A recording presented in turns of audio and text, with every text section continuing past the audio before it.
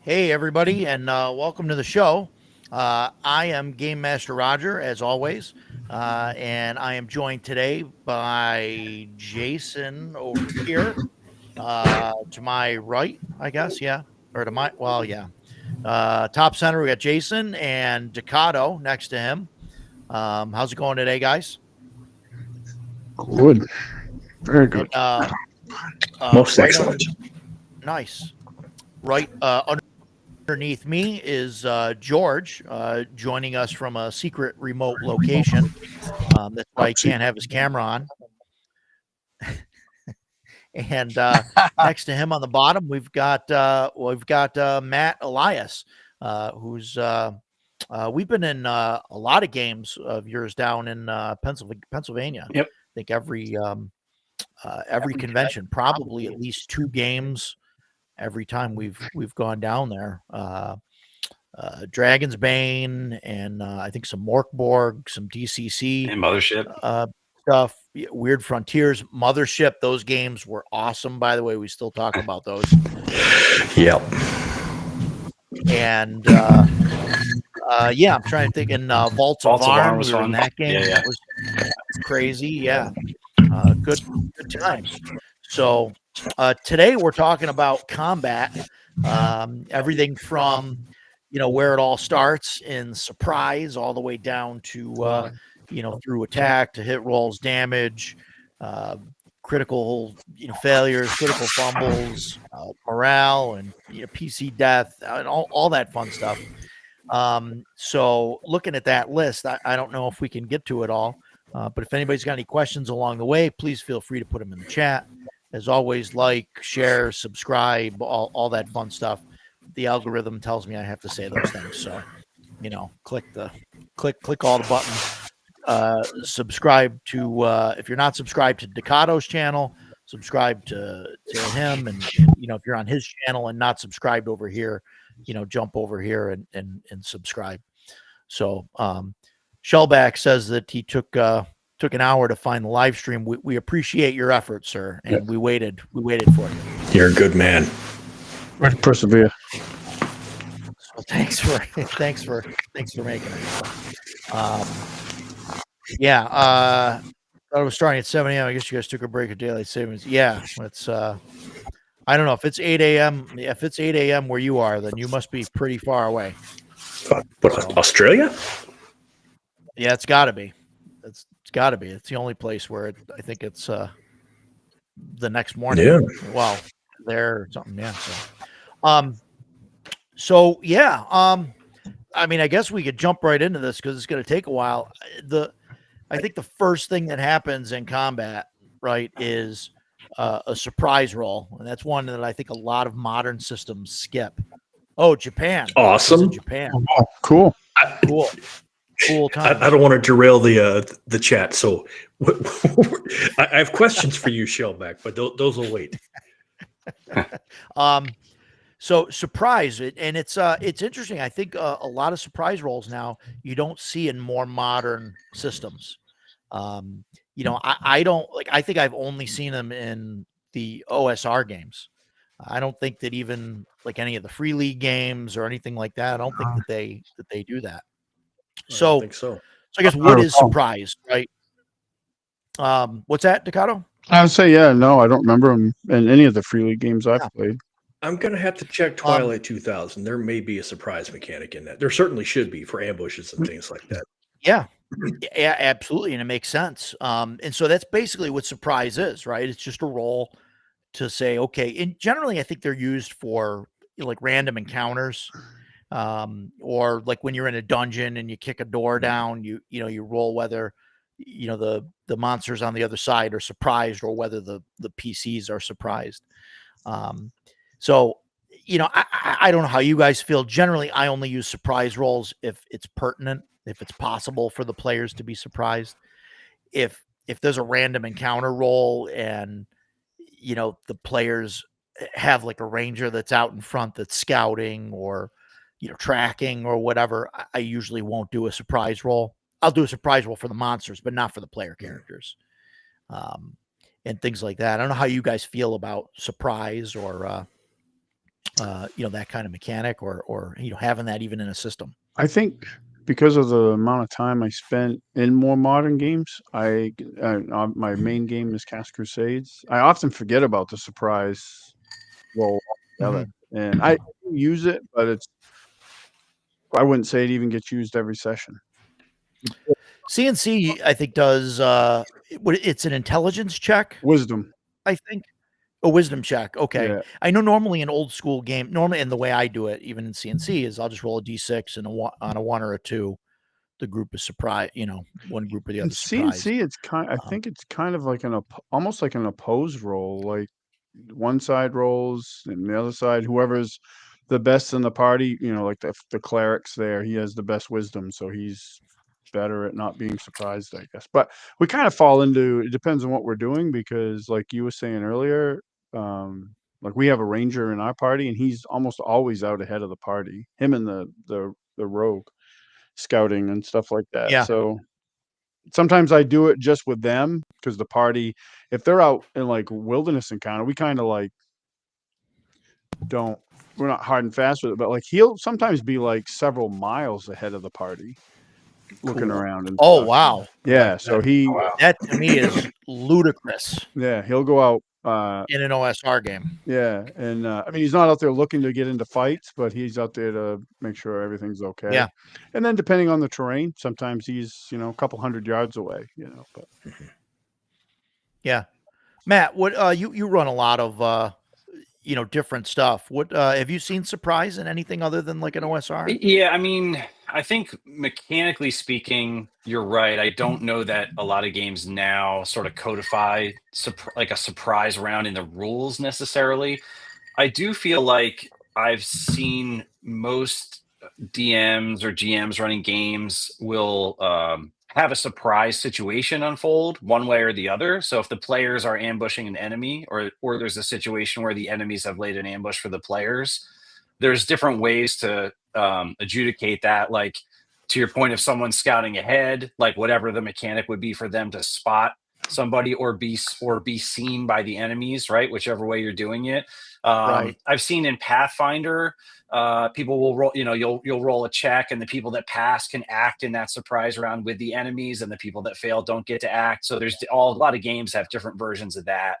And then, Mothership, as written, kind of the monster always goes first, right? So it's like you're always behind the monster, but then you have to pass a speed check if you want to act before. So there's a risk reward for trying to go first, so you're sort of always surprised by the monsters in Mothership. So yeah, I think games do it very differently. I think there's much less of this idea of like, there's a mechanic where you're gonna do it the same way every time with this codified check.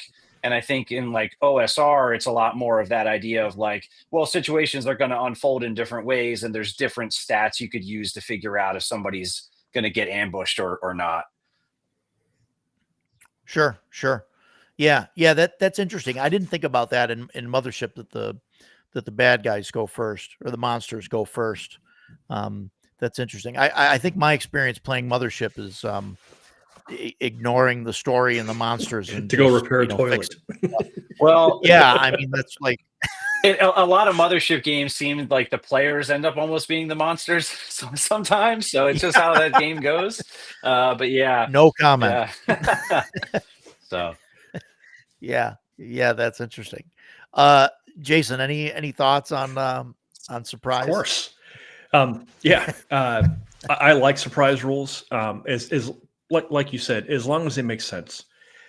Like if I'm playing my ranger, we're out in the wilderness, I like surprise rolls because that's the ranger's purview. I'm scouting ahead 100 feet, 200 feet. Sure. So if I spot the ambush, or if I see the orcs or whatever the distance, that gives the ranger a time to shine. Hey, I've seen something. Mhm. Everyone, we're gonna go around, or we're going to approach. Be cautious, whatever. And it's the same, with a rogue type inside a dungeon, but it has to make sense. I've seen people roll for surprise. Oh, you were surprised by 2 hill giants in the open plain. So it's the Yeah. size of a semi truck. Am I really surprised by this thing? Yeah. And so that kind of annoys me. But if you're out in the open plain, but you're being stalked by some predatory cat, okay, cool. They survive by being sneaky, so that makes sense, and then I'm fine with that. It's just the situation just has to make sense. I don't like surprise rolls for the sake of surprise rolls, which was Sure. that was first edition. Gary was every encounter you roll surprise roll. I'm in Yeah. a dungeon. I know there's goblins in here. I don't really think Right. I'm going to be surprised by finding goblins where I knew there were going to be goblins. That's Yeah. my thing on that. No, that makes sense. Shellback, I don't remember the surprise mechanic in 3.5, and I It was I a played spot a lot roll. of 3.5. It was. I think it was. Oh, it versus- was just a spot. yeah. I think it roll? was versus spot. Search was like I'm searching for traps, and spot was like, oh, I see something. So Okay. Alright. And so it was just kind of rolled into that. Yeah, because I don't remember a specific like section or anything that was like, for surprise do this, but I don't know. So I guess so we get through surprise, right? And then the next thing we do is roll initiative. Before we touch on initiative though, I think I just want to touch briefly. And I say briefly, and I know we'll get into a huge conversation about this, but since we're talking about combat, how do we encounter balance? Now, I'm a big proponent of rolling random encounters, and they are what they are. And I try and generally give players an out if it's, if you roll a dragon in the plains, I'll usually, say that you see, this huge dragon swoop down and like eat a goat, 10 miles out or 5 miles or whatever, and give the chance, of the players to say, okay, let's not go that direction right now, But do you guys generally balance encounters that you run, or no. No. no? The only time when we're out in the open wilderness, I do not care about balance. If like you said, it's a dragon, we should avoid that. Unless you're playing with Gene, and then we must go talk to the dragon. Yeah. Um, Yeah. But inside a dungeon, I like to say I don't care about balance, but you're in a dungeon. It's very linear. There's really only one place. There's one way you can go. If you throw Sure. an unbalanced encounter in the dungeon, it's effectively a roadblock. The dungeon's over. Right. The party moves up. Oh, it's a pack of 20 drow, and there's 4 of us. We're done. We're leaving the dungeon, and everyone have a good night. I'll see you next Sunday. And that's terrible. That destroys the game. So in Are you pointing situations like fingers that, at anything specific? I'm getting I don't think so. no. We haven't encountered drow. Oh, are you talking about the fire No, giants? no. No, you Yeah. gave us a way out. Oh, okay. No, no, no. But it's things like that. You just, Yeah. it's so, this goes back to one of the earlier conversations we had where somebody asked about, thinking on the fly, improvisation. Yeah. You kind of have to improvise. Okay, my party's weak today. I've got this drow encounter that I really want them to partake in, whatever they're going to decide to do about it. Instead of having 20, we're going to make it 8. It'll be a tough fight. It'll be a fair fight, and everyone can enjoy the time. So, yeah, that's that. But out in the open plains, throw whatever you want at me. Yeah. As far as run. As far as in the dungeon, I generally try, unless it's like a story thing or whatever. Right. I'll generally the deeper you go, the harder it'll get. So that kind of happens.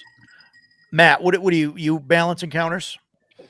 Yeah, I mean, no, but I would say the the thing that I always think about is like the game. So some games sort of expect you to balance, right? So like I think about Pathfinder 2e, right? Pathfinder second edition. There's an assumption if you're sitting down to play Pathfinder, unless maybe it's a homebrew thing, but even then, that like the combat encounters are balanced for the players, right? And that party comp matters, and that strategy matters, and you're playing that kind of game. I think if you sat down and ran a Pathfinder 2e game and just threw a bunch of unbalanced encounters at a party, nobody would be having fun, and nobody would expect that. Right. But so like for me, if I'm running games at a con, right, I'm not running 5e Pathfinder. I try to take care to like sort of preface that kickoff conversation by saying these encounters are not balanced for you. Like if you think you can just kick down every door and be a superhero, you're going to die. Right. And it doesn't mean that you can't, you're not going to be able to get through most of what's in here if you approach it the right way.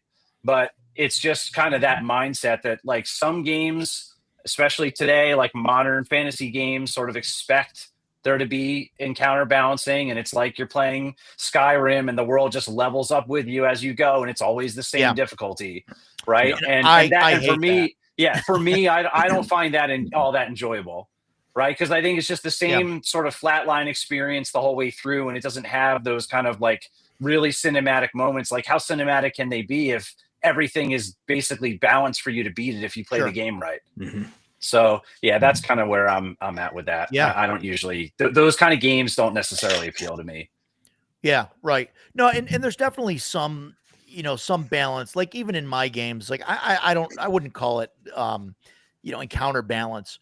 But in like my home game, like just outside the towns, where all these people live, like there's lower level monsters, maybe. Mm-hmm. That's where the goblins and the orcs and stuff are. There's not going to be like, a hill just over that hill, right from the village. There's 40 fire giants camped out. Like it's never, because they would have just wiped out the village a long time ago or something. Right. So. So generally, like the further away you get from civilization, that the danger increases. But yeah, I mean, I'll roll random encounters out in the wilderness, and it's, it is what it is. That's what they run into. You mentioned like the Elder Scrolls and stuff, and like Diablo 4 does that. Where it's just like you kill this thing right outside of town, and it's level 1 because you're level 1. And then you get out and, you come back later and now there's level 40 goblins right outside of town. And it's right. Like, the modern versions of Assassin's Creed have done that. For those of you that have played it, I'm a huge Assassin's Creed fan. I did not play Shadows. It's just not for me. But Odyssey, I like the older, the Ezio trilogy, and those are my favorites. But Odyssey, because it takes place during the Peloponnesian War, and I'm such a nut for that, I'm a huge fan of that game. I've played it over and over and over. But the one thing that bugged me about that game was, by the time you leave your starter island, you're level 5-ish, and you can sail off into the middle of nowhere. And for the most part, your enemies are 2 levels higher than you instead of being 30 levels high. There is, just like Matt was saying, there's this level playing field the entire time. There's never this sense of achievement. because I'm level 5. These guys are level 7, and I can still beat them. Yeah. I'm level 7. They're now level 9, all the way up until you finish the game. And it's just like, it's still, crazy, it's a yeah. beautiful game. I still love it. I love the story, but Ubisoft, excuse me, Bethesda, most modern companies do this with their games. All the Fallouts do this.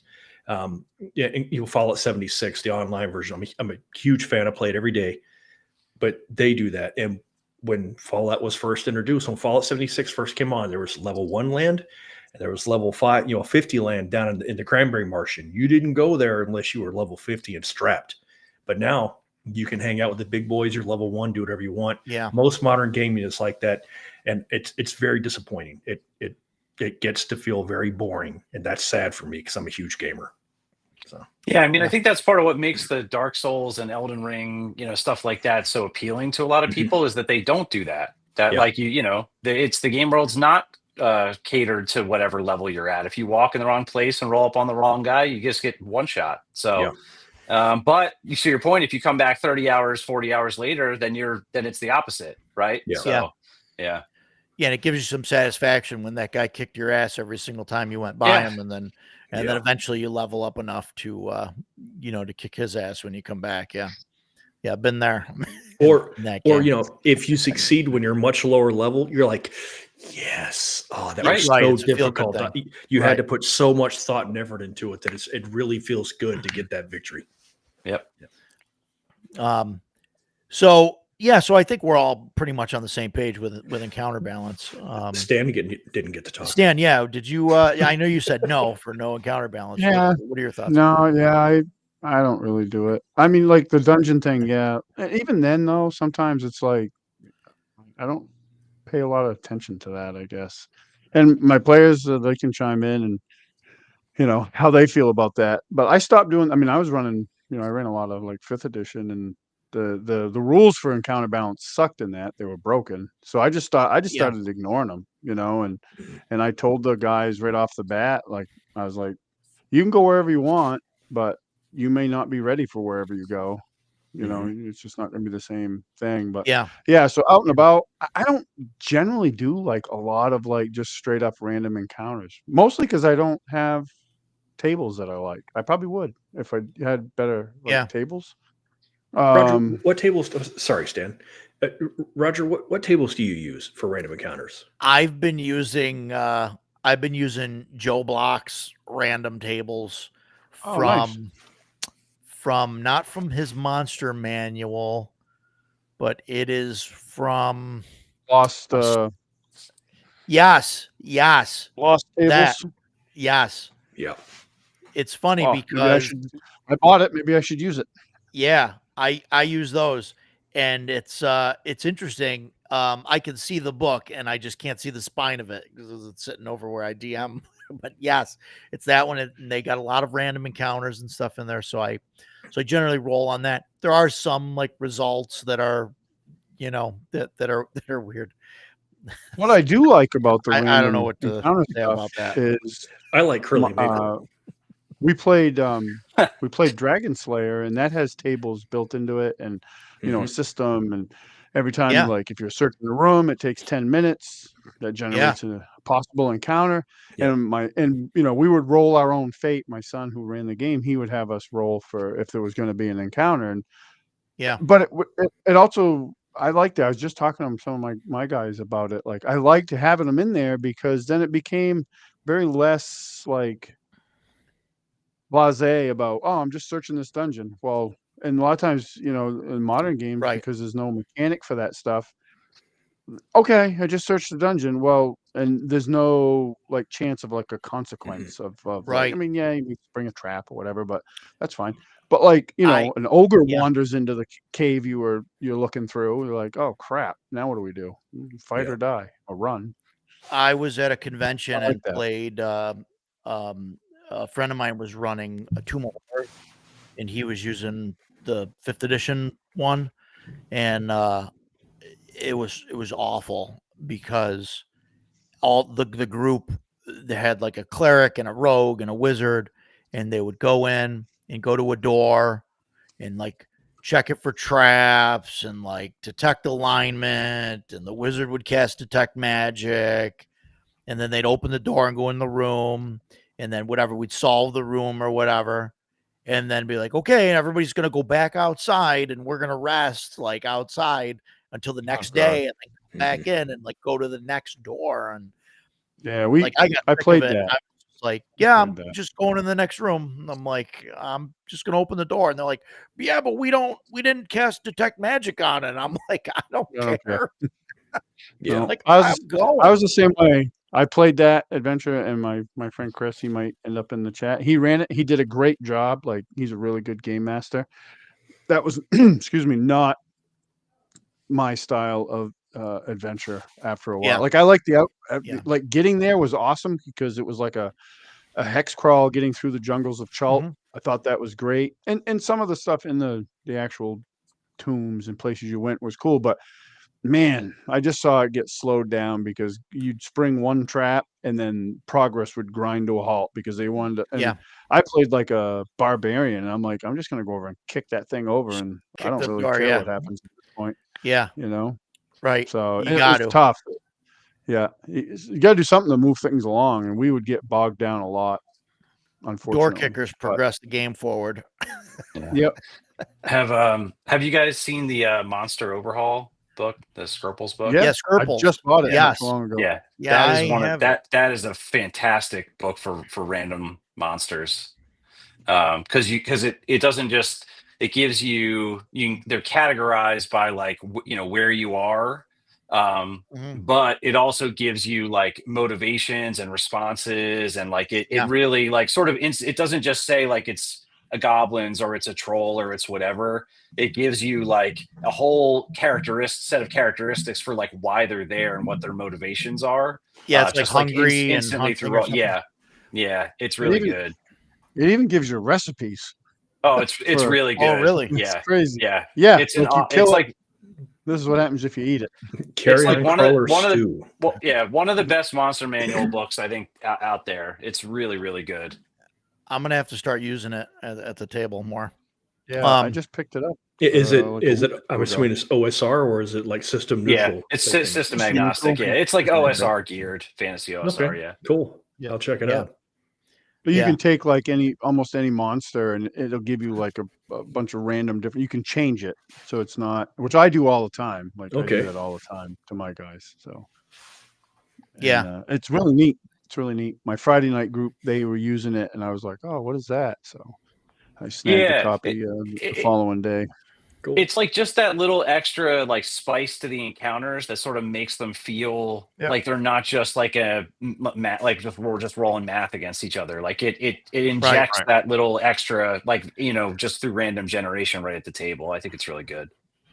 So I like that that description, rolling math at each other. yeah, I mean it just That's feels exactly like that what it is. sometimes, right? It's like Right. yeah. Right. So. No, you're absolutely right. That's all it is just a battle of numbers. Who can roll higher numbers quicker? I like it. Yep. Yeah. That's exactly what. Yeah. So I guess that's a counterbalance, right? So initiative. I know this is going to be a big one. Rolling initiative. There's a ton of different systems out there. I don't know. I mean, I started writing stuff down, and then started thinking of everything else. It's the best description for 3.5 I've ever heard. Rolling Yeah. math at each other. Pretty Yep. solid. Yeah, I mean, Pathfinder 2e feels like that to me sometimes too. Yeah. Like as much as if I'm in the mood for it, I like it. It's fine, but like, oh god, sometimes it's just like somebody just roll a 32 or whatever, so we can hit this thing and move on to the next thing. Yeah. You know? Right. But- Right. I agree with you. Yeah, 100%. So initiative, yeah, there's a ton of different. So there's obviously the standard, D20 system usually uses roll a D20, add your dex modifier, and then you just go in order. I mean, that seems fine for most people. The OSR uses a D6, generally a D6 side-based initiative, which I'm not really a fan of because then with side-based initiative, now you have to, people have to make decisions on their own of like who's going to go first. And, there's usually, decision making that has to happen. I guess that just takes time. We isn't found it pretty necessarily quick. bad, We but- do that. What's that? We do that. I switched to that. We used to use, because we come from 5th edition where they did the D20 thing, and that just took friggin' forever. And I went to group initiative, and we roll every round. And Yeah, once I get I definitely once I roll get the every hang round. of it, it's pretty quick. And I mean, I have some rules like, and I don't know where I come up with this, like spellcasters go last, and they have to, they're sorting their spells, doing all that stuff, and then Yeah, I don't get as like specific as like some systems like Dragon Slayer or Hyperborea, where it's like if you're shooting missile fire, you go first, and then there's melee missile magic melee. movement. Yeah, we Mhm. don't do Melee that, missile but magic movement. That's I'm a little that bit order. more free with I it. I kind of like that because it at least like gives you something to do.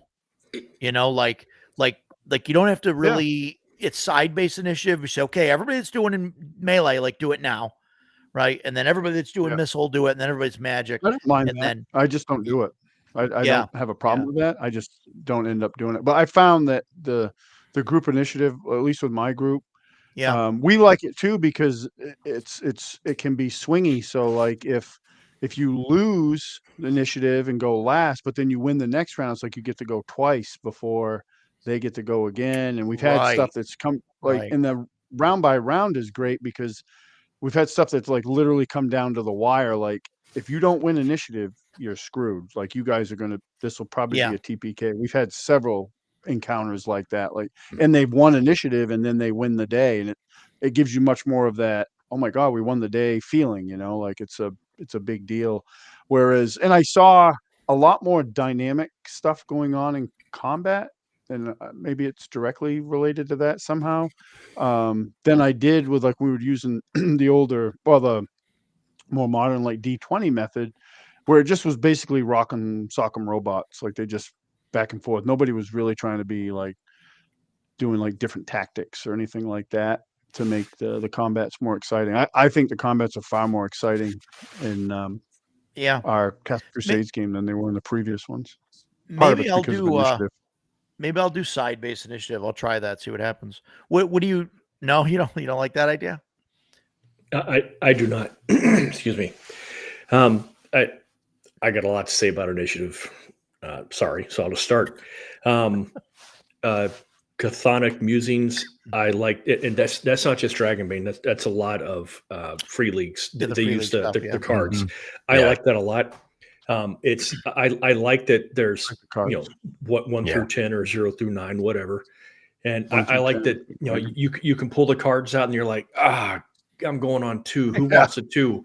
I'll go. I'm going on 8, but I want to wait. So here, take the 8. I'll take the 2. The mage wants to cast Fireball, but he wants everybody to get in the right position first. So I really like that. I have no problem. I don't care what size die I use. The D20 is ridiculous because the DM's going 26, 25, 24, 23, 22, and that's just, for God's sake. But we use a 10 is D10. right. D10 works fine for me. D6 works fine for me. What I like though is I like your dexterity to be added to the initiative. Maybe I'm kind of biased because I tend to play high dex characters. I typically play a ranger or something like that. So I just, I want to shoot first. But I think it's more than that. It's really the higher dexterity. Maybe that character is just paying more attention to the battlefield. Maybe he's just more adept at what's going on. I don't know. It's an abstract, the whole initiative thing, but I really like having dexterity modifiers added to the initiative. I've always liked that. Even if I did not have good dexterity, I still like it. I don't like side-based initiative because to me it doesn't make any sense. If 4 guys, if 4 guys on this side and 4 guys on this side are squaring off against each other, this side doesn't wait for 4 guys to move forward. You're closing in, and then the faster guy is going to get to go. You're poking each other or casting spells or whatever. So I do not like. I dislike side based. I do not like them at all. I have nothing good to say about them. But really, in fact, I made the joke Sunday night as I sat there and couldn't roll over a freaking 5. that I really want to play with Stan so that he and I can sit next to each other and see who actually rolls worse, because I think it would be a good time. Yeah. So Put that to the test. yeah, but that's why I don't like side-based initiative. If you're using side-based, one guy is rolling. So I roll with my monstrous luck. I roll a 1, and I will roll a 1 all night long.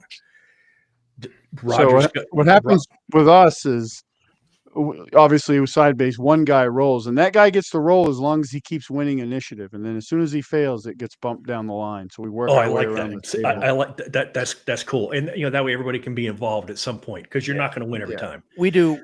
Right. We do see Castle and Crusades, and so I have them.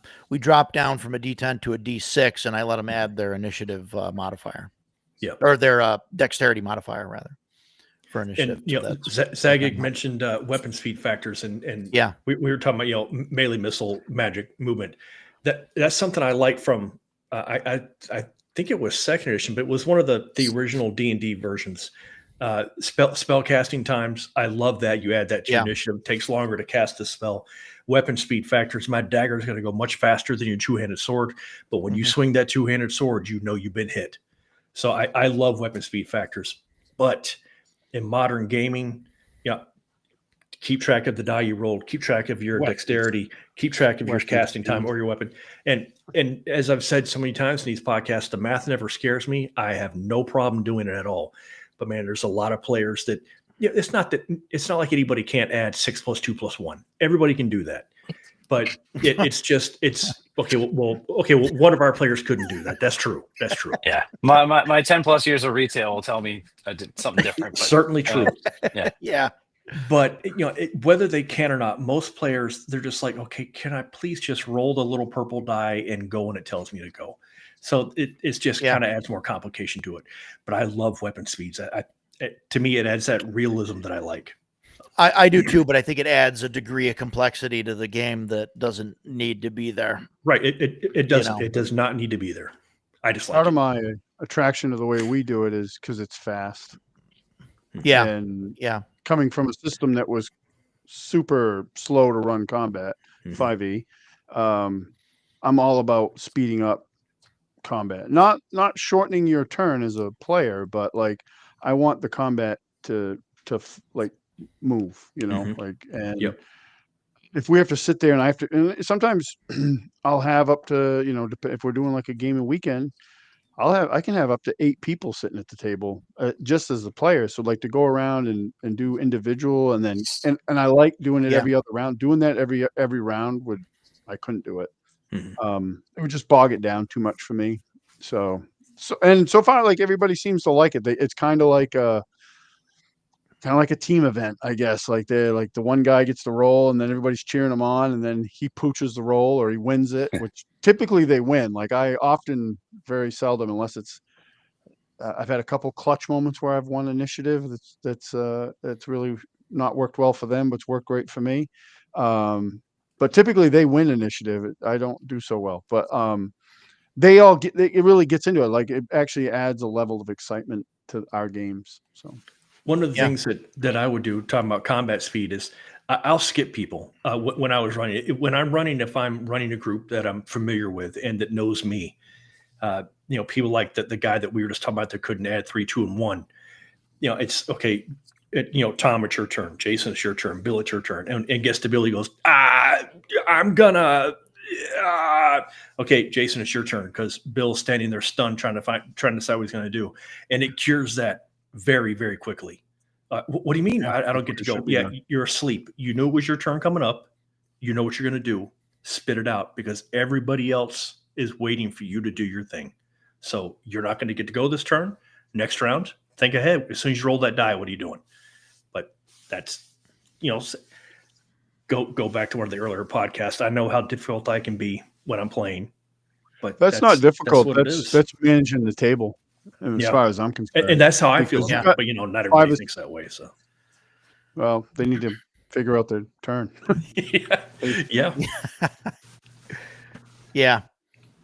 What are your thoughts, Matt? I know that the three of us. No, you're fine. I wrote down a lot of. I mean, I play a lot of different games, right? So I Sure. mean, I think that the D20 plus a modifier thing is I do think there's value to that because it does reward people who amp up stats that tend to let them go earlier in Sure. initiative. So there's like a history there that I think is important and works for some games. I will say like one habit I've tried to pick up more that actually Nick Baran, who does the standard stuff, is really, really good at, and I'm trying to emulate this more, is like when he's running a game, he'll be like, all right, Roger's up and Jason's on deck, right? Like he's very good at sort of calling out who's up next. Because the thing with like when you're rolling initiative and the order changes in every encounter, I think that's one thing that like people sort of, especially if you're used to playing board games or something, like the order doesn't move around like that all the time. So it is like like a skill or a muscle memory that when you play a lot of RPGs you pick up, but not everybody has that. And like that's a good way to mitigate that, right? Is like to just be calling out who's on deck. So I'm trying to do that more because I think it helps. Yeah. There's like Land of Eam. I don't know if you guys know that game. That's another one that does sort of I've heard of it. I haven't played it. Yeah, the turn order sort of depends on what you're doing. So it's like, are you talking? Are you fighting? Are you running away? Like, so it's actually phased out. So like actually the people that are fighting go last. So it's almost like incentivizing like other actions other than just trying to hit people. That's kind of neat. The Doctor Who game is like that. Yes, that's what it's based on. I think they stole it from that. Yeah. Okay, because it's talkers, runners, doers, fighters. Yeah, it's based on that. Yeah. The initiative cards I actually really like. I really fell in love with those with Dragonbane. Yeah, I mean, because like Dragonbane on its face doesn't feel like a super tactical game to me, but like there's actually a lot of tactics kind of hidden in the initiative cards and how you reorder your player sequencing and having to think about like, do we want this person to go first and leave them and be left open to attack because now they can't dodge, right? So I think there's actually like a lot of tactical depth in that maybe isn't immediately obvious, which is cool because I don't think you always see that in initiative, right? If you're just rolling and adding a number, there's no tactics going on there. I considered using a deck of cards, like a standard deck of playing cards, and then handing those out to everybody. And then, because we do OSR systems. So then if you have like, say for every plus that you have, you get an additional card. Yeah. So if you've got a +2, you get 3 cards. And then the best one is or whatever one you want, right, is your go. And then if you have a negative, you get, 3 cards, but you get the worst, you pick the worst one.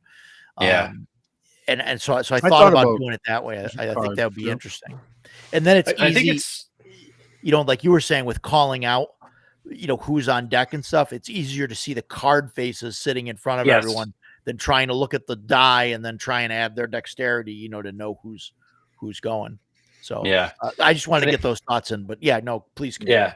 I think it's and I don't know if it's all the BRP systems or if it's just some of them, but I know like Call of Cthulhu, you're just using your number, right? So it's like, it's just a straight reward for high dexterity. You just always go first. And then they have like, if you have a readied gun, you get +50, right? Because like, what's faster than pulling the trigger on a readied gun, right? So like that kind of makes sense. I like that a lot. Motherships is like, sort of, it's almost a hole in the rules where they don't really explain how initiative is supposed to work. But the two that sort of people have fallen on is like, one is just simultaneous, which is kind of like everybody just says, okay, everybody says what they're going to do. And then you just roll and all of that stuff happens. It just happens all at once. Yeah. Yeah. Right. Which is like, it's interesting to see people wrap their brain around that, where it's like, well, I shot the monster and it died. Yeah, it's dying, but it's still like falling forward and gutting you, right? Because it's all happening at the same time. It's sort of like if you think about the Alien or Aliens movies, right? Where like they're taking some of those things out, but they're also getting eviscerated or splattered with acid, and they're dying too, right? It's not like so there's that. Or like I said before, they do the monsters always go first, but if you want to try to go first, then you make a speed check. Mm-hmm. And if you fail it, then you're just going to go last like you were before. But in Mothership, when you fail a check, you pick up a stress. So it's like, do you want to try to, potentially accumulate stress to get to go first. I think that's kind of cool. And then the side-based stuff, like I've seen some different versions of that, right? Like the one that seems to be really popular now, and I don't know if this came out of Shadow Dark, but it seems like the Shadow Dark games I've played, people like to do this. It's like you all roll your initiative, and then you pick so you see who won, and then you go clockwise or counterclockwise. Basically, have you guys seen that? That seems to be getting popular lately. Yeah, and that's interesting because there's a certain meta to that where you want the rogue to sit to the left of the DM. Yeah, so you want them to go last. Yeah, or whatever. Like, so you want, what I mean, to where like the person you have the best initiative, so this way that more players are going to get to go, or what order you want to try and go in. It's interesting to see that with Shadow Dark. Yeah. Yeah, I mean, I think like at the end of the day, the thing for me is sort of just has the game thought about its initiative system, and does it feel right for like the mood or the vibe or the type of game that it is? Yeah. Definitely the go at the same time works for like the horror based kind of games, like Mothership or like Alien or things like that. It definitely works well for that. As much as I dislike side-based, I like everybody goes at the same time because again, there's that realism thing. If you're in a scrum, in a melee, everybody is swinging, and if I've got if you got a bunch of guys going at each other with claymores, or whatever, they're all taking a swing. I'm going to finish my swing, and then I might be struck down while I'm finishing my swing, but I did get to go. Yeah, and so I think that's really cool. And again, there's that realism to me. You walk into the dungeon and everybody draws their pistols. Everybody does. So I'm okay with that too. I just don't like the side base. You go, this entire football team's going to go, and now you guys can go. I just don't like that. So yeah, I could see that. I mean, the simultaneous thing is cool because you don't. You're never going to lose your turn. Right. Like everybody gets to go. Yeah. Right. Because that's especially with games that have like conditions, for example, like Pathfinder, where you can get, conditions on you to take away 1, 2, or 3 of your actions, or, I was going to cast a spell and now I'm stupefied, whatever the condition. So now my whole turn is blown up. Right. Like if it's simultaneous, like, obviously the drawback to that is like, well, we're not going to be able to dogpile this monster and take it out before it kills somebody. So there's pros and cons, but like if that is aligned with the type of game that you're playing, then I think it's really cool. So yeah, I mean, I think, like I said, that's why I like that Dragonbane one. It just that system feels like really elegant and right for that game, right? For another game, it might not. Sure. For Mothership, it'd be weird. Right. So, I think that's something that we've seen that's kind of cool over time is like game designers thinking about initiative beyond just like, well, we're just going to roll an add a modifier. It's like, what is the right way to sort of track turn order and reward certain attributes that aligns with the type of game that I'm trying to play? And I think that's pretty cool. Yeah. No, that's OSG has a cool variant that we played around with recently was. Because we ignored like level and class limits for demi-humans. So if you do that, they give some benefits to the human. And one of them is on initiative. So if you roll initiative, it's, group initiative, and you tie, you have to re-roll normally in OSC. You re-roll, there is no tied initiative. But if that happens, regardless of the outcome, the humans are going to go first on a tie. And then the re-roll. So we had an elf and a dwarf in the party I was in. I was a human. So like there was a bunch of times where I got to go first, even when we lost initiative because of that rule. It was kind of neat, little bone to the humans because they don't get as much. That's cool. Yeah. I really like the cards. I think I'm going to gravitate towards using cards in the games, and I don't know how it'll go over in, my current campaign. We'll see. I thought about doing that, taking the Dragonbane initiative system and using it in CNC. Yeah, I really like how Dragonbane. I don't want to pull the exact dragon, but like I think I would use a full deck of playing cards, and then, like I said, give multiple cards to the players based on how high their deck stat is, and then they get the best one. But I do enjoy that, like in Dragonbane, that monsters get multiple cards and get to act multiple times. And I Yeah. like that idea. Like, based on their ferocity. like we just had a dragon encounter, and I think it'd be cool to like split up, their attacks, to say, okay, on this number, this is, they get two numbers, Yeah. and then you say, okay, this is where they're going to do, the claw attack, and on this number, the wing Right. attack or whatever, things Yeah, like that. I that think is cool that'd the be way that works. cool. I love that, by the way. I think that's one of the coolest things that like, again, I know Dragonbane does it. I'm sure other games do it too, but that's Yeah. the one that jumps out to me, right? Where it's like this monster has a ferocity of 3, so it gets 3 cards. Yeah. And That's it's like crazy, just yeah. and it makes sense, right? Like if you're fighting one big enemy, like allowing it to go multiple times, like feels right to me. Like it's cool. It Right. works at the table. It feels cinematic. Like it's really cool. Yeah. I love that. I wish more games would do that. Right. Yeah, and that's why I think I'm gonna try and integrate it into mine. Have you guys heard of Popcorn Initiative? I think we've talked about it before. You told me about this, and I was like, ugh. It's I liked it. I found it in a superhero game. I think it was in the Sentinels superhero game. But what it is you basically, whoever like acts first like gets to go, right? But then they get to pass the initiative to someone else. So they get to pick who goes next. And then that person gets to choose who goes next. And then what happens is when you get so like they could say when they want the monsters to go or the bad guys to go. The bad guys usually in groups, right? You'll have like the general bad guys, and then you'll have like the head bad guy or whatever, and so what happens is you get to bounce around, but like it forces the players to not all go at once, because if they all go at once and then let the monsters go, then the monsters go, and then they say, okay, then the boss monster is going to go, and then the next round starts, and then they let the monsters go, and then the boss monster goes. So you'll have like a big, enemy turn like all at once. So the players kind of have to decide like, okay, I'll go, and then you go, and then we'll let the monsters go, and then, and then we'll finish our turn. It's kind of interesting, but you don't have that on deck, feeling. And so I think that causes some issues when somebody's like, hey, it's your turn now. And then somebody's like, oh, geez, I'm going to go now. Like, they're shocked by it, So That going back to the ferocity thing, I like it in Dragonbane. It's part of the Dragonbane system, so it's balanced for Dragonbane. I feel like if you took that and you threw it into CNC, it would greatly unbalance the monster encounter. Hill giants are hard enough. They throw rocks for 3d8 or whatever the damage is. They can throw 450 feet. Well, now instead of lobbing 1 boulder, well, he's extra fierce, so now he's throwing 5 boulders. I don't want to play this.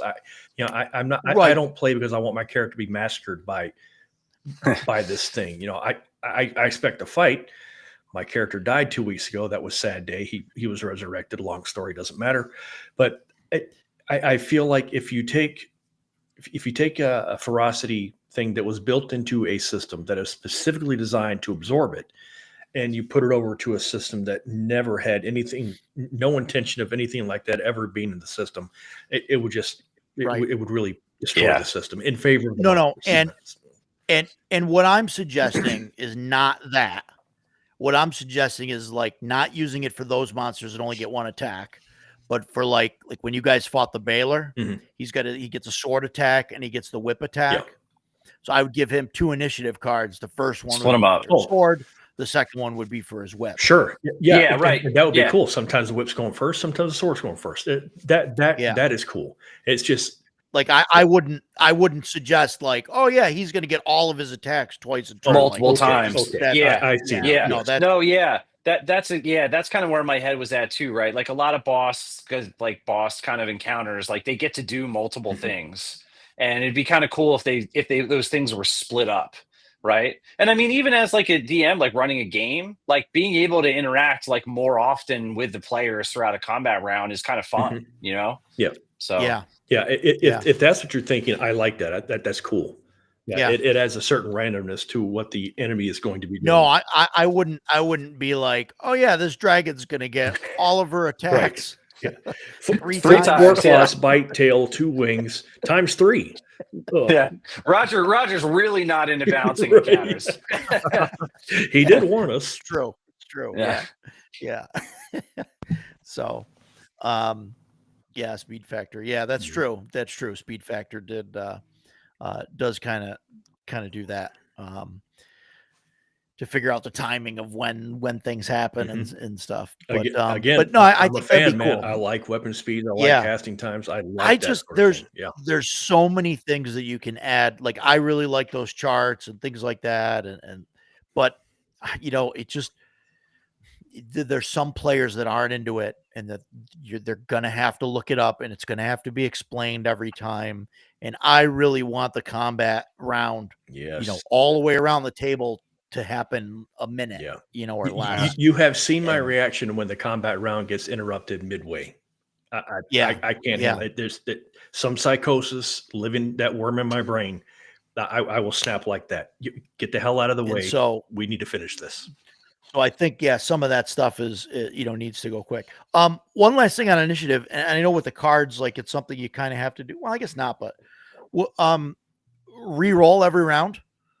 Yeah, or just keep the same initiative and just keep going in a loop. Yeah, every round. I like doing it every round because that way the guy that rolled a 1 last time he might roll a 10. So he's going to just speed it up a little bit. It adds some randomness to it. I'm fine with it. But if it's roll once at the beginning and we just keep going through, I'm fine with that too. It's all, Matt, what do you think?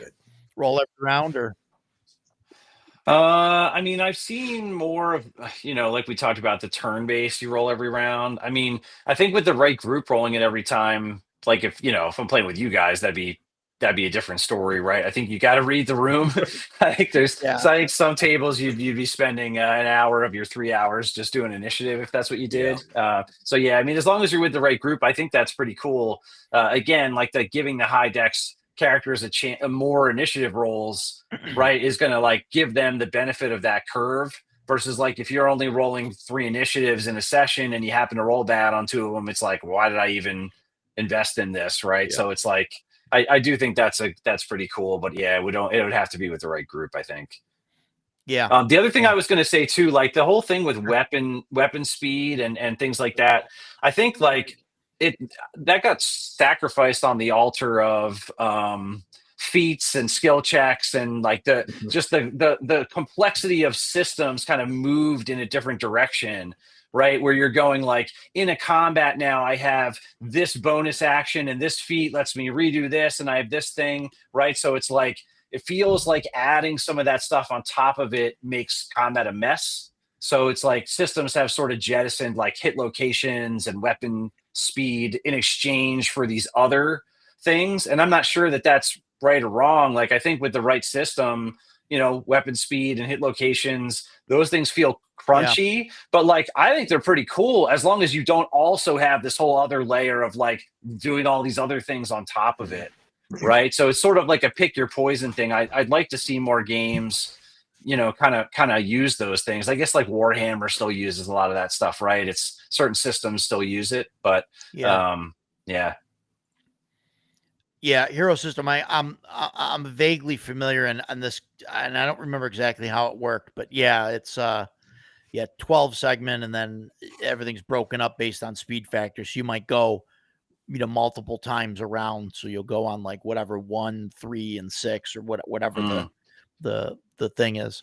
But yes, you get to go multiple times. That's interesting. But again, I think in like a D&D or D20 type of game, it gets that gets ridiculous if you get to do multiple actions or a turn. One of my favorite initiative systems was the early versions of Shadowrun. I've played all the way up through 5, 6 kind of sucks, so I didn't play. At least I thought it did. Anyway, and in Shadowrun, you roll a number of d6s based on what your stats or your cyber, whatever you're wearing, and by a factor of 10. Like, so if you roll a 22, you got to go on 22, 12, and 2. So every 10, you get another action. And and I always really liked that. One of Shadowrun's rules is the exploding die. If you roll a 6, you roll it again. If you roll a 6, you just keep on going. I was playing a Street Samurai with, I think, level 2 wired reflexes. It might have been level 3. He had a super high dexterity. And so I'm rolling like a handful of D6s, and I rolled a boatload of 6s. I ended up going on 72. So, yeah. Wow. So I went 7 times, and the next guy went on like a 5. So I went 6 times, and he finally got to go, and then I got to go again. But because of that, it was like, I just destroyed everything in the room. And the other guy, because there's only 2 of us playing with the DM, the guy looks at me and goes, I go make some coffee. And it was hilarious, the way it was so deadpan. So it made that whole nonsense really funny. But after that encounter, the DM was like, we need to talk about initiative. So we made it so that the exploding die rule did not apply to initiative. So you roll your straight initiative, you add up all your dice, and you're good to go. And after that, it worked great. I really like that system. I could see that. I could see that being a huge problem if we tried that in CNC. Oh, absolutely, yeah. What the exploding die? With the initiative that, where now like you have get to go add multiple dice. times. Oh god. Yeah, it'd be terrible. No. Again, not meant for that system. Don't use it for that system. Yeah, Use it right. in Shadowrun. That's what it's designed for. Sure. So before we move on to attack roll, any other thoughts on initiative? I think we pretty much covered everything. We beat that horse to death, I think, right? So attack rolls, attack to hit, that's the next step, right? Usually. Do we need them? I mean, I guess they got to be there, right? There's a couple systems out there where you skip it entirely and you just roll effect. You just roll your damage, and that's it. You automatically hit. The only system that I like where you don't roll attack rolls is Dragonbane, and that's not with all the monsters, but like the true monsters in Dragonbane, I don't have to roll to hit; they just roll for effect. Yeah, I like that a lot. They roll on the chart. Roll on the charts. Cool. As a player, I want to roll to it. I want to roll to hit. Like I want to be involved. Me as a game master, I like the Dragonbane because I roll like crap. So like I just take that away from me, and I can just automatically hit people. It's great. I heard that, and I've never played it, but I've heard Symbaroum, the game master, doesn't make any rolls. It's all player face. That's a free league. Yeah, free league's a big fan of that. I mean, like Morkborg, the monsters don't roll to hit. You just roll to block.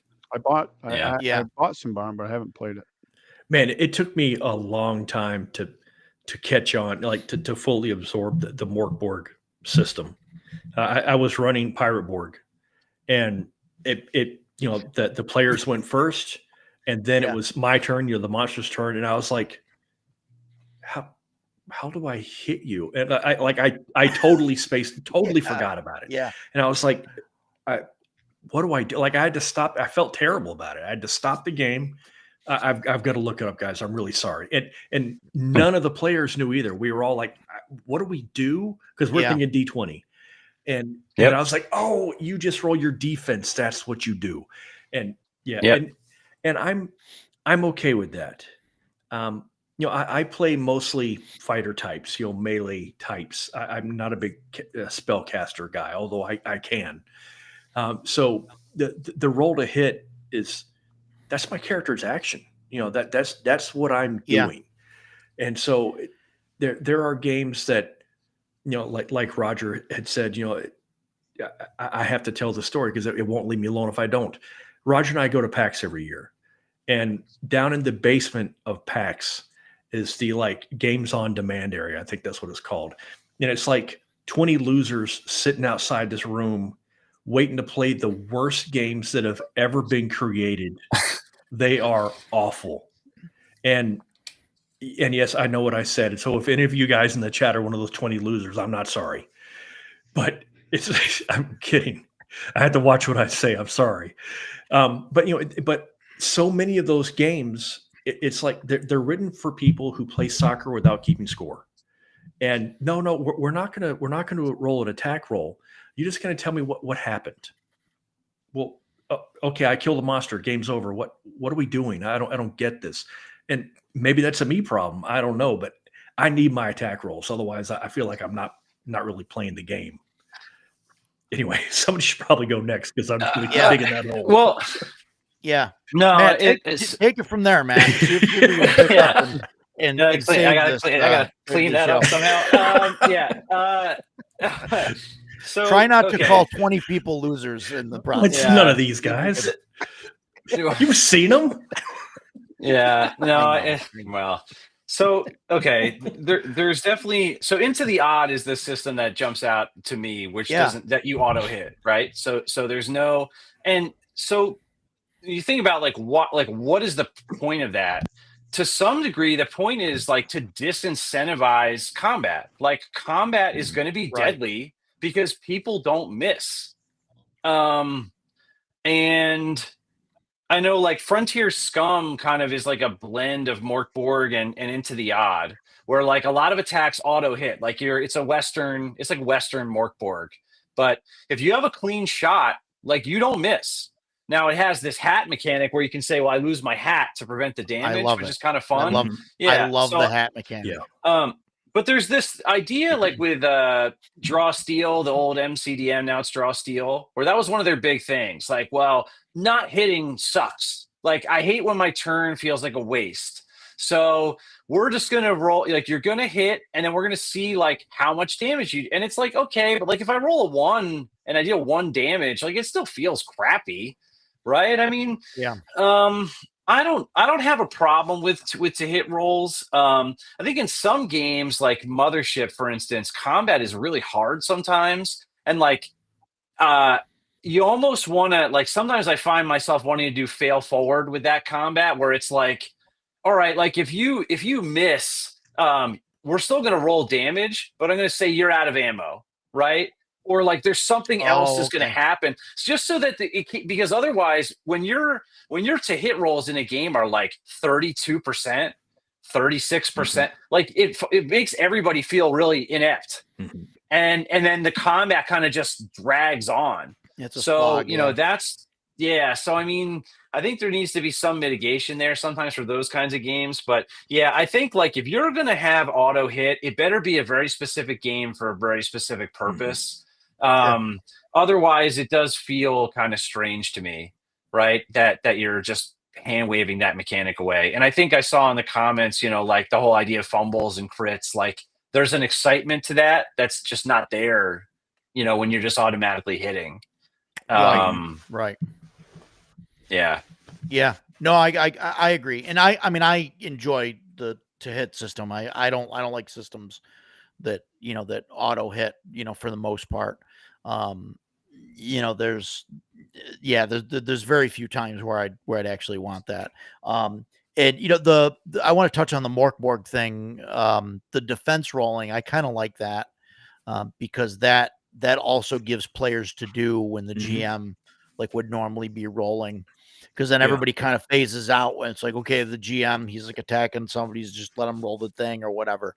But like when the players on the other side of it got to roll the defense roll, the rest of the players are more involved. You're not just the player's not just waiting for his next turn. You're active throughout the entire combat. I talked about Morkborg earlier. I really do like that system. I just completely forgot about it. It was so foreign to me that I was like, yeah. I've played it a few times with people running Morkborg, and more than once, like the DM has made that same thing. We've gotten into combat, and they're like, "Wait, what's my to hit?" And it's like there is one. Yeah, like we're just blocking.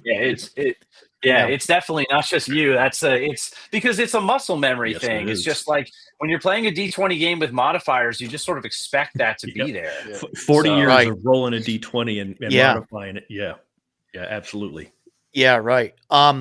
And having said that, though, I do the Dragonbane thing, and I do give Dragonbane a little bit of crap, for reasons. You're wrong. I'm sure Matt will also get on my case about that too.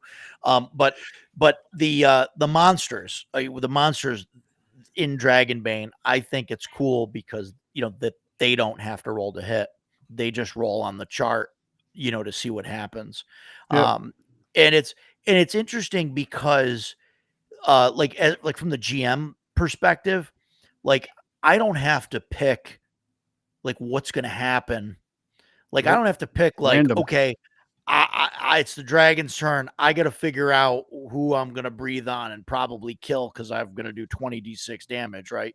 Like where in Dragonbane, it'll say, oh, the dragon hit, the closest person or the person with the most health or whatever. And it's like already chosen. It's like, guys, I'm not in control of this vehicle. I'm not driving. It's a Tesla. I didn't don't do know. Yeah, I It was didn't on do it. autopilot. Yeah, it's on autopilot. I don't know what happened. He breathed fire on that guy because he did. I don't know. So it kind of gives that, so I think it makes it easier to play some of the more the bigger, badder, enemies where, and the GM is like invested too because they don't know what's going to happen. They're like, who are we gonna, what's going to happen? Like, I don't know. Is the grizzly bear going to go nuts and rend somebody, apart, or is he going to, jump on somebody else, or whatever? You don't know what's going to happen. So it's kind of neat. I like that part of the not having to roll to hit roll or something with Dragonbane. I guess in certain systems it works really well. I think it works perfect. Yeah, I mean, Dragonbane. Yeah, it's interesting. And I know you have this maybe as the next topic, and I don't want to jump ahead, but like you think about monsters, right? And like one of the things that I've sort of come around to this thought process, I've heard elsewhere, like the idea that and this works best at lower levels, I guess, but like one of the things that you find in OSR games and low level play across the board with D20 fantasy systems is like they tend to feel almost like horror games at low level. Yes. Right. And I think as a DM, like you can amp that up if your monsters are not acting randomly. Like there's a school of thought that like, okay, if I have 3 skeletons or whatever, let me roll. There's 3 people. We're all engaged in combat. Let me see who they attack.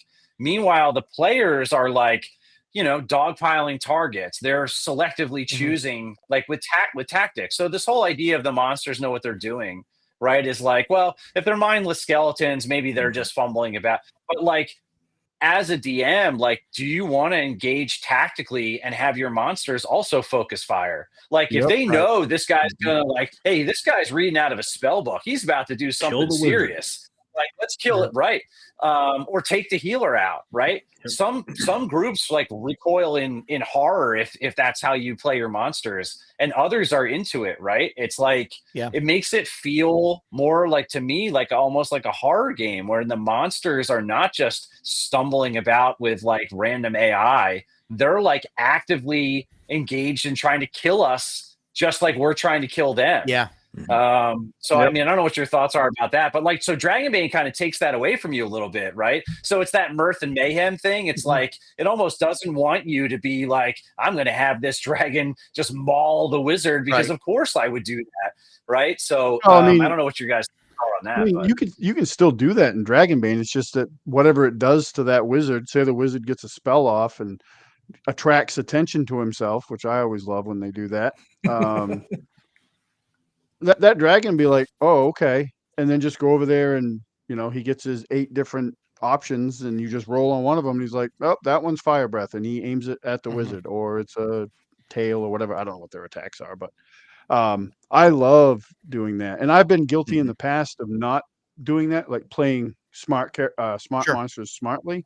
And CNC kind of changed that. And I know just an example, like they were moving up this mountain, getting attacked by frost giants, and they're throwing their rocks, and the wizard got off. He's like, oh, it's a frost giant. It's not going to like fireball, so he hits him with fireball, and they were like, "Yep, we didn't like that." And then all the rocks have some rocks, right, and they're like, "Oh," and then same thing. They're out in the wilderness. They come across like hobgoblin scouts, and these they're not first level. These are advanced characters, and they're fighting advanced monsters. And the wizard, they set up an ambush, and then as soon as the wizard starts firing spells off, the hobgoblins are like, nope, that guy, and they just started focus firing on the wizard. Because he's at a point, he's 7th level, so he can lay out a significant amount of damage. Yeah. So they were like, no, we're not going to put up with that. So they just focus on him. So I like playing him that way. I don't know if my players like it that much, but I greatly enjoy it. Our wizard has been very careful about sticking his head out. Yep. You know, And that was, because- man, that lesson was hard learned by Andrew. Yeah. I play that a happened cleric. when I hit him in the face with a rock. Yep. Yeah, I play a cleric with Paladin Envy. He's wearing full plate. He wants to be a paladin. He's always right up front. And I have had to tell Andrew time and time again, stay behind me. Use me for cover. Stay behind me. Great, you want initiative. Wait until the fighter moves up to engage. Because if you just start launching your nukes, you're the next target, man. And it took him a while to learn, but what Roger just said, that actually happened. He launched I think it was a fireball or his magic missile. He got the initiative first. He hit the giant. The giant was like squash. Yeah. And it was funny because they were all behind a wall, right, coming around like it was the mountain giants or whatever they were. Yeah, stone giants. Stone giants. He comes around the corner, like launches his fireball like a badass, and then there's like 4 of them there, and he's standing there by himself. And there's everybody else is 30 feet to his left, hiding behind a stone wall. And here's me. He's just there, and they just chuck rocks at him. It was so terrible. It was bad. It was hilarious. But going back to Intelligent Monsters, actually, something Takata you just said about how do your players feel about it. I rarely DM anymore. I mean, like I try not to. I am a player. I don't really have any desire to be a DM anymore.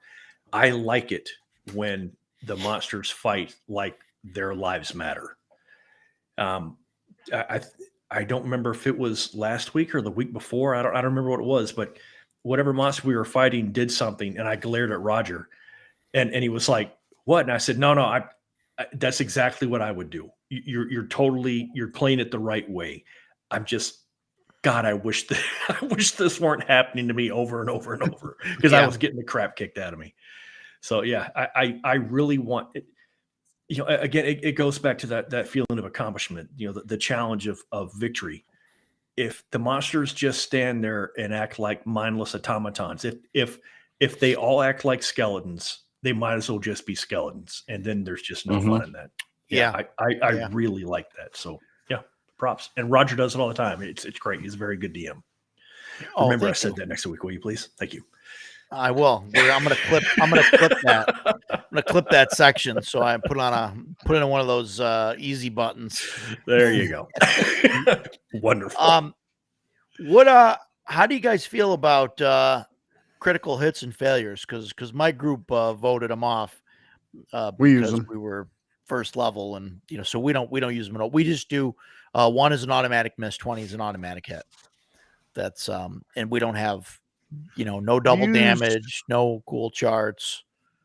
Yeah, we use one of the options from the Castle Keeper's Guide. I don't remember what number it is. And my guys like them. When I first started running CNC, because I was, coming from 5e where you're nigh invincible. So I knew CNC wasn't going to be that way. I did a rule that I heard on a podcast that I listened to. It was a Pathfinder 1E podcast, and the rule they had was that only named characters, like a named adversary, like this is the boss of the goblins, he's the only one that could actually score a critical hit. I did that for a while, and then I completely just went away from it, and now shit happens. So, but it happens to my monsters quite a bit too, and the players like it because we do the version we use is you roll, you get your 20 or a 1. And then you roll again to determine your fate. And we have a chart, and it's up on I have it on my screen, but they also have it up on their side so they can see it too. And they're like, oh, that's times 4 damage, which is always a big one. That's happened maybe half a dozen times in the game. But that's cool. Yeah, we like them. We've always used them. I liked it, but we played Basic Fantasy for a while, and the characters were very squishy, and a lot of characters died, and the players didn't like that. So when I gave them the option of using crits or not, they were like, no crits, because they didn't want the monsters to get them. So Yeah, I mean, if And- that's the and group's, I'm not a fan. vibe, that's fine. Yeah. I think. And I'm not a My fan group of just likes them. like Dragon Slayer. Only players can get crits, and I'm not down with that. And what now? But, I missed that. Yeah. In Dragon Slayer. Slayer players get crits.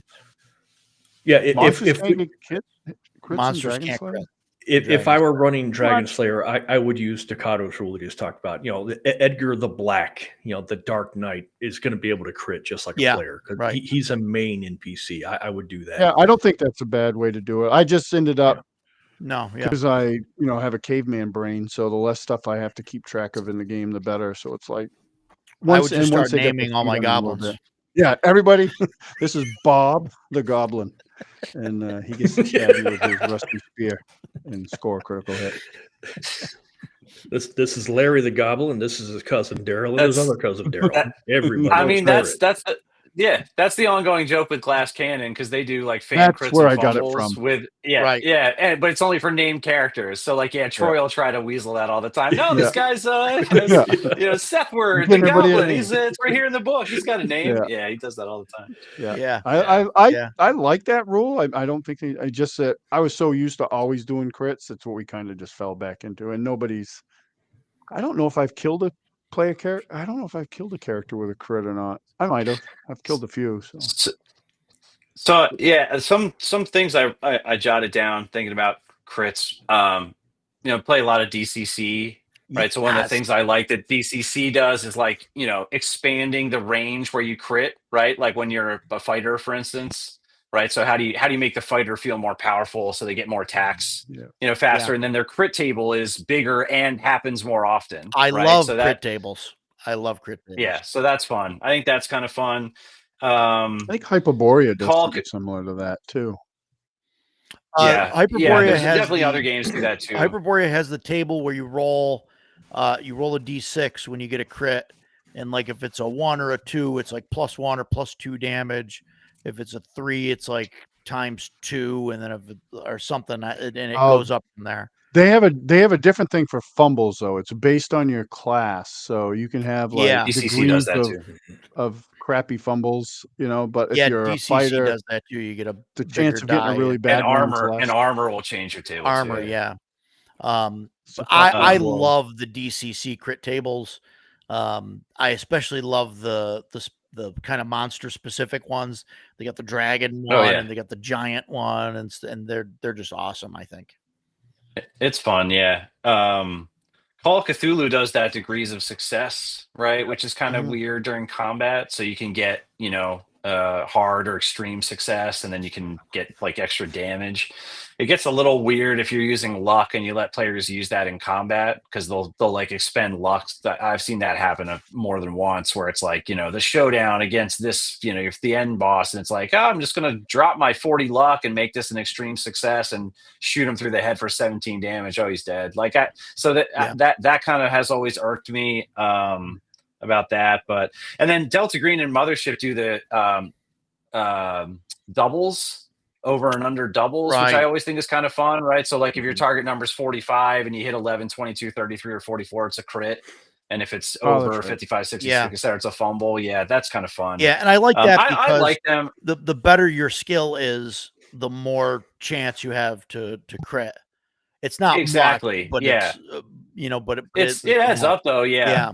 Yeah, I think that's fun. I like that. I mean, I generally like crits and fumbles. I think they make the game fun. I mean, I think to your point, like low level, some fantasy games, especially the ones that do, like you die if you take double, you're hit by something like that. That comes up at level 1 and just wipe. It's like, are your players okay with that? Do they know that that's the kind of game you're running or not? If nobody wants that and you just house rule it out at the low levels, like great.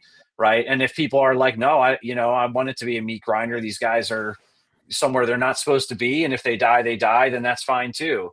But I do like, I think it might be Vaults of Varn maybe that doesn't have like nat 20s don't do anything. Right. And it does have fumbles. Right. And so it's like, it's weird to play a D20 game and people, I rolled a 20, and you're like, yeah, so you hit, and it's like, what?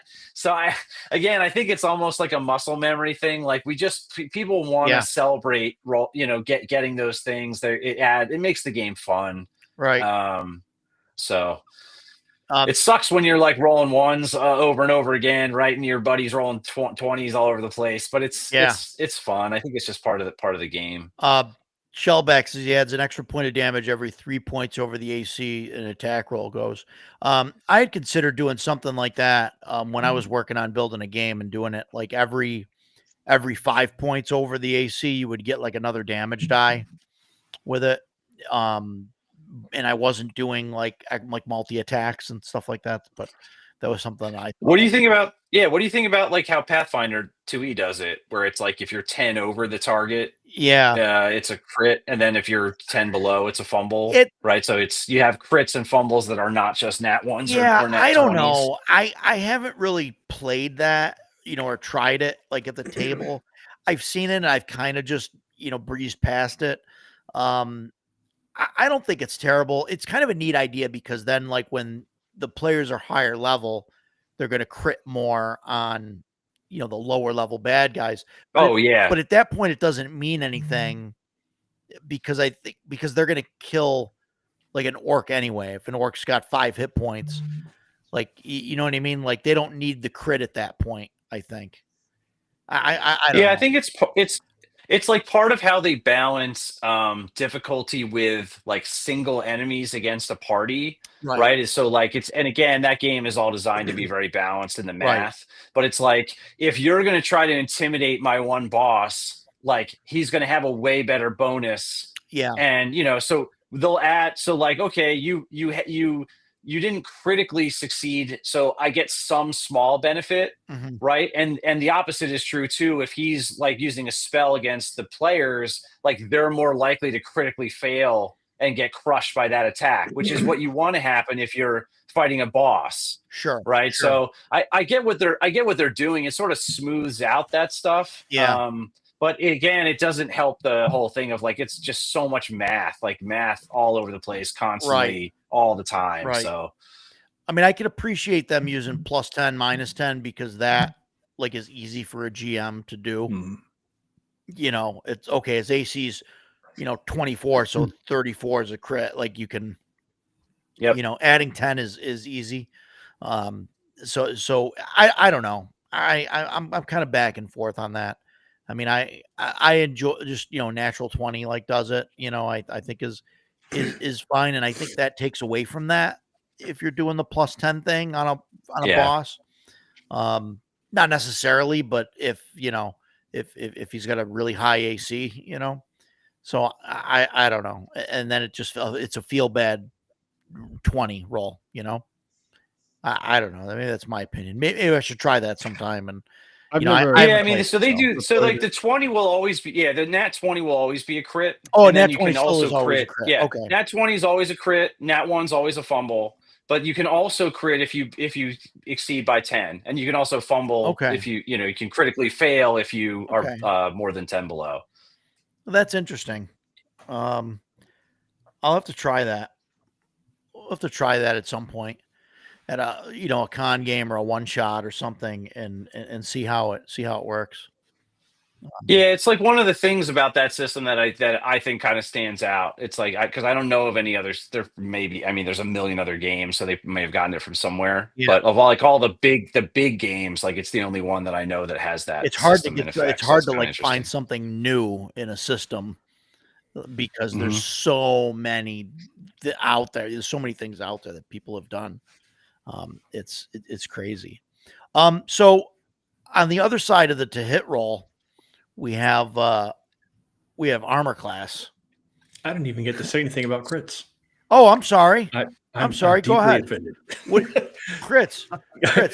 Start your timer, Roger. How do you feel about crits? Yeah. Mixed feelings. I don't like a 1 as a fumble, a 20 as a crit, because it's just 5% one way or the other. I like doing the confirmation rolls. You roll a 20, you possibly roll a crit, roll to hit again. If you hit, it is a crit. If you miss, it's just a regular hit. Same with the fumble. That That was third edition, right? I Yeah, believe it third was. edition did it. Yes, I think it was. Yeah, third edition and Pathfinder first Yeah. edition did that too. And you know, and I liked it. You know, and I'm a big fan of 3.5 and Pathfinder up until about the 50% mark. Anyway, the charts, I try to stay away from them. I don't like that the charts the fumble charts almost always seem to be like this over the top slapstick attempt at comedy. Oh, you fumble, you stab your friend for 20 points of damage. Okay, you know, that's ridiculous. It's bad enough that I've missed and my fighter has humiliated himself, but now I've somehow have stabbed the nearest guy to me and killed him. Oh, sorry, Bob, I was aiming for the orc over here. And so I don't like that. When I was playing second edition, I was DMing for my group, and my mom, I was in Desert Storm. My mom sent all my D&D stuff to me, and I had a D30 tables from Flying Buffalo, and they were great. They were a lot of fun, and they had separate tables for like blunt crits, edge crits, piercing, that sort of thing. Yeah. And I had my 30-sided die, which I still have, and I showed everybody these tables, and of course, the players always think about, oh, I can crit the monster. They never think about the monster's going to crit me. And I told them straight up, if it's good for the goose, it's good for the gander. If you guys want to use the crit tables, we will use these crit tables, but it might sting you later on. Man, the next day we were running, the guys were fighting some hill giants, and the fighter ran up. The guy's name was Tenny. The player's name was Tenny. He ran up full hit points. They had not fought anything yet. He runs over, takes a swing at the giant. The giant misses.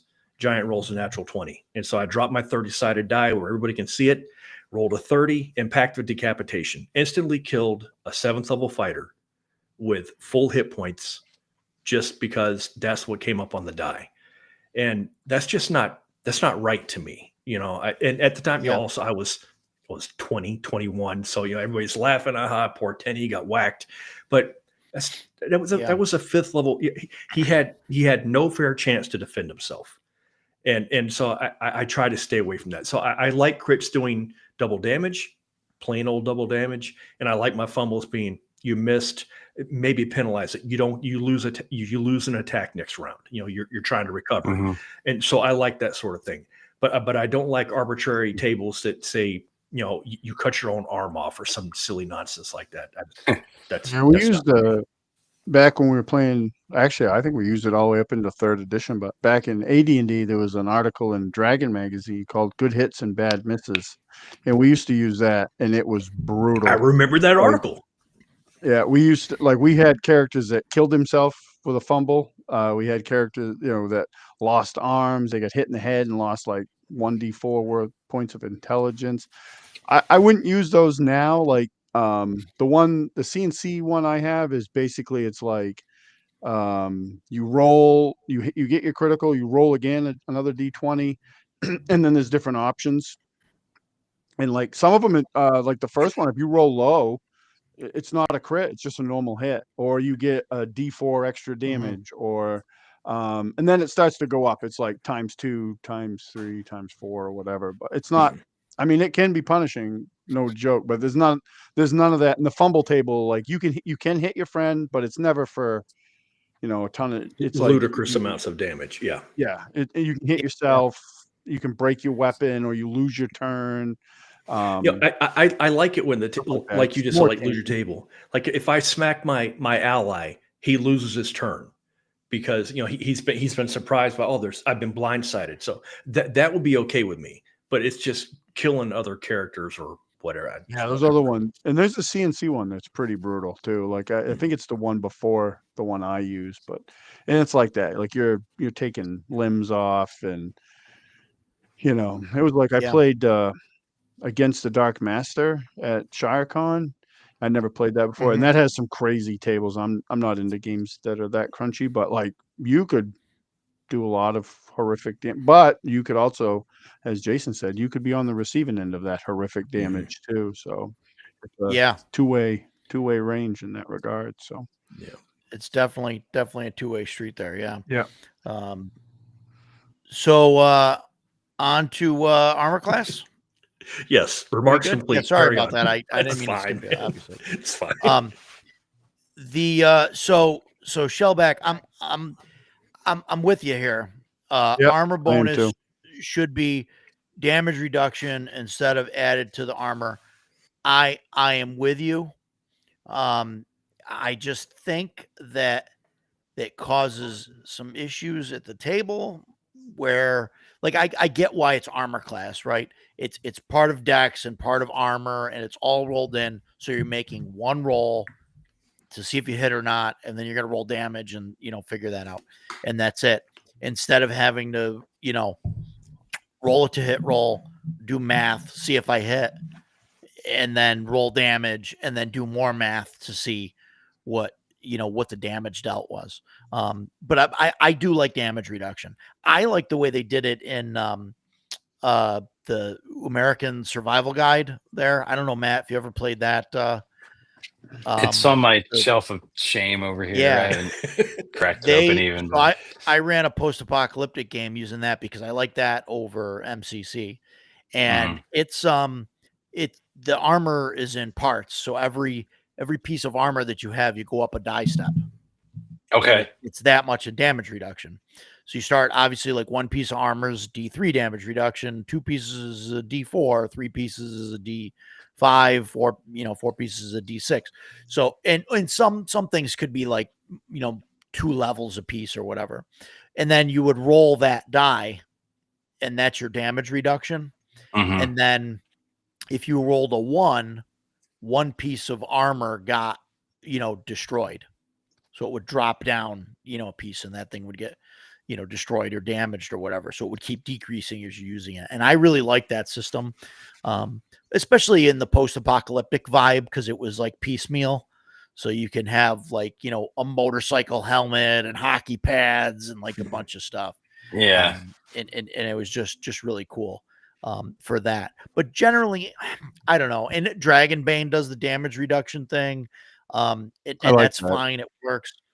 The duck is like impossible to damage. In that game, the pre-gen has like armor of 6, I think. It's definitely one of the ways. Yeah, it's and I think you guys talked about this last week actually. It's like one of the ways that the kind of more boss type of monsters will be hard to fight. It's because they'll have some crazy damage reduction. And there's specific combat options you can do to mitigate that, and you can crit and you can do different things. But yeah, like it's interesting when you're fighting like so like a giant worm or so whatever. It's like, well, it's got these thick scales, right? And it's just like you're hitting it, you're just not hurting it, right? And like you see that happen in different like forms of media, books and movies and stuff. Like like the Guardians of the Galaxy is the one I always think of, where he's like he's got to go inside because it's going to be his skin will be thinner on the inside or whatever. It's like that. Yeah, it's but like there's a Dragonbane module that I think I'm running at Page actually, where like that's kind of one of the monster's features is like it can swallow you, but like while you're inside it, you're taking damage, but it's vulnerable to being attacked, like when you're in, right? So it's I think that's kind of cool. I really like that. how there isn't much or anything actually I don't like about Dragonbane, other than I don't get to play it more often than I already do.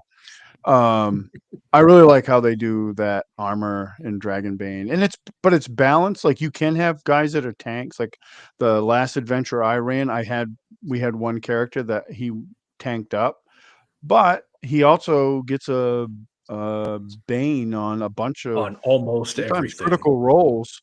Yep. Sneaking around, or there's a couple other things. So I think it balances very well.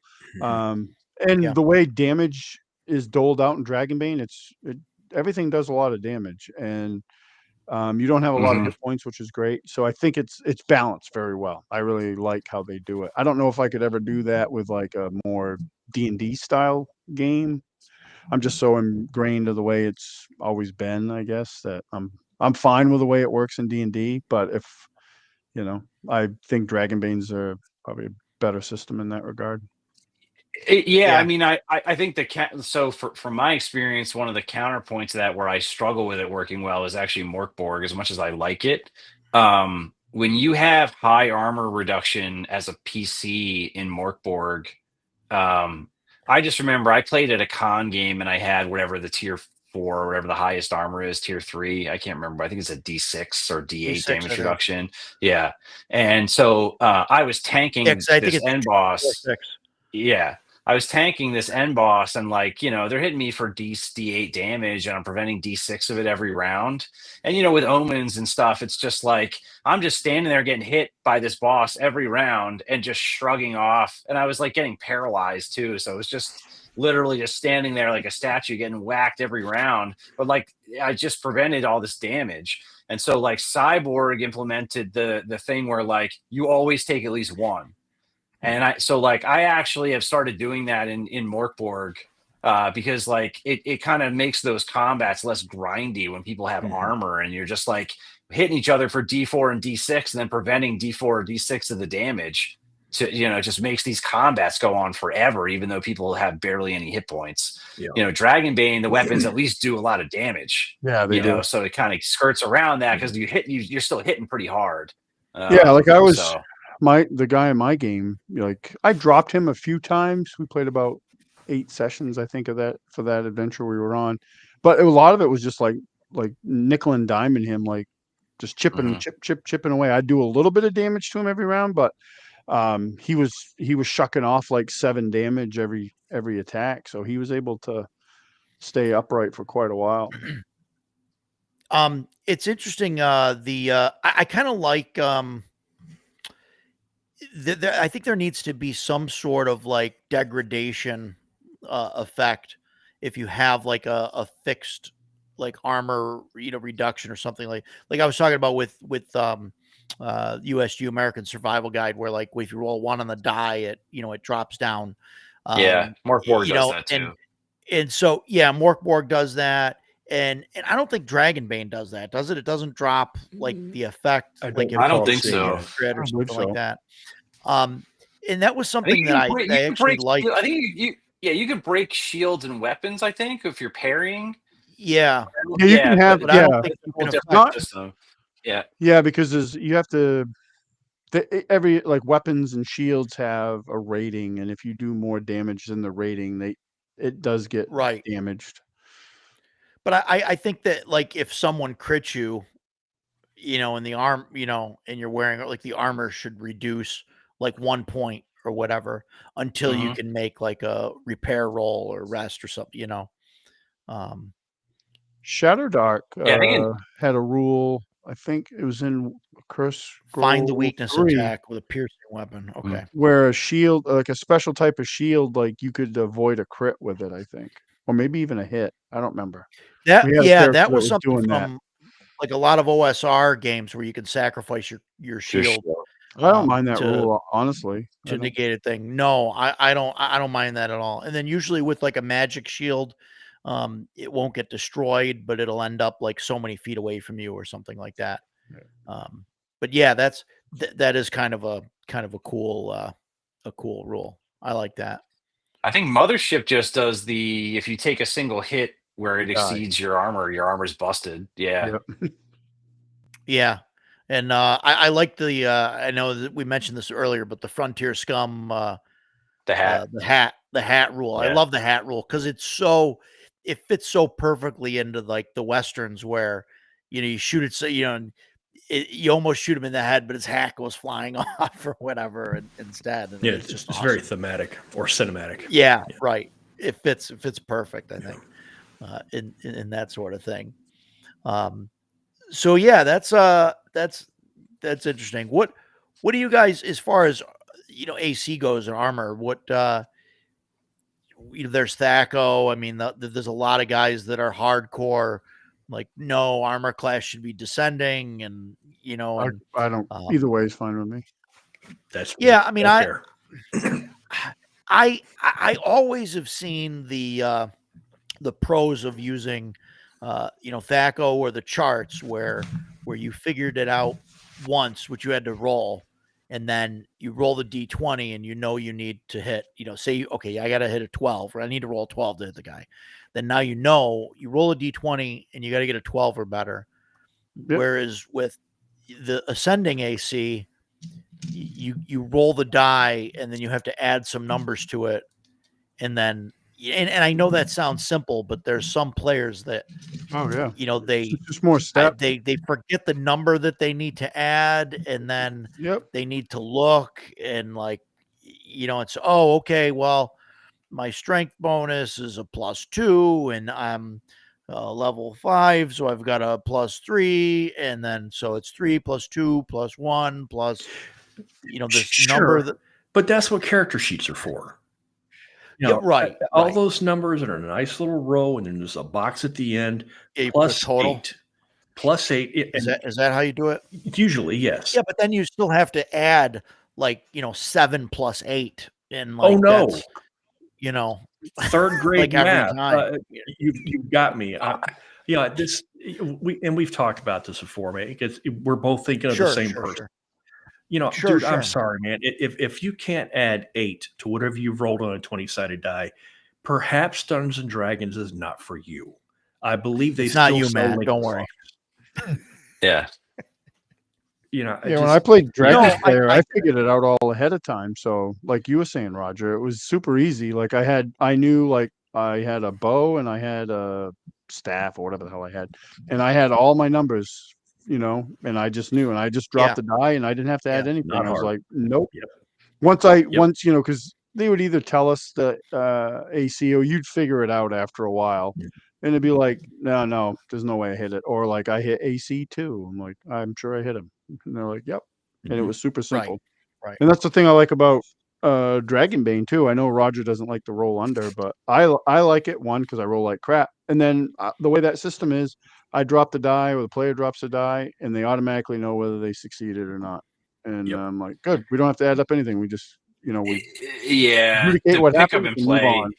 Yeah, the pick up and play aspect of that, really can't. I mean, it's just it's really remarkable how easy it is to get people up and running in that game because of that, which I think is really cool. Yeah, it's super strong point. Yeah. The game. No, and Matt, just so you're aware, my only issue with it, with the most of the roll under systems, is that you're rolling under your stat. You're only rolling against yourself. No, I get it. Yeah, your sure. Skill. Yeah, it's the same difficulty to shoot an arrow into something, no matter what size it is. I get it. I understand. Yeah, I do get it. I mean, it's a trade-off for it's a no. Now I'm sure that's never happened. I've never seen him get frustrated and literally tear a table to pieces either. Yeah, you were. I don't know what you're talking about.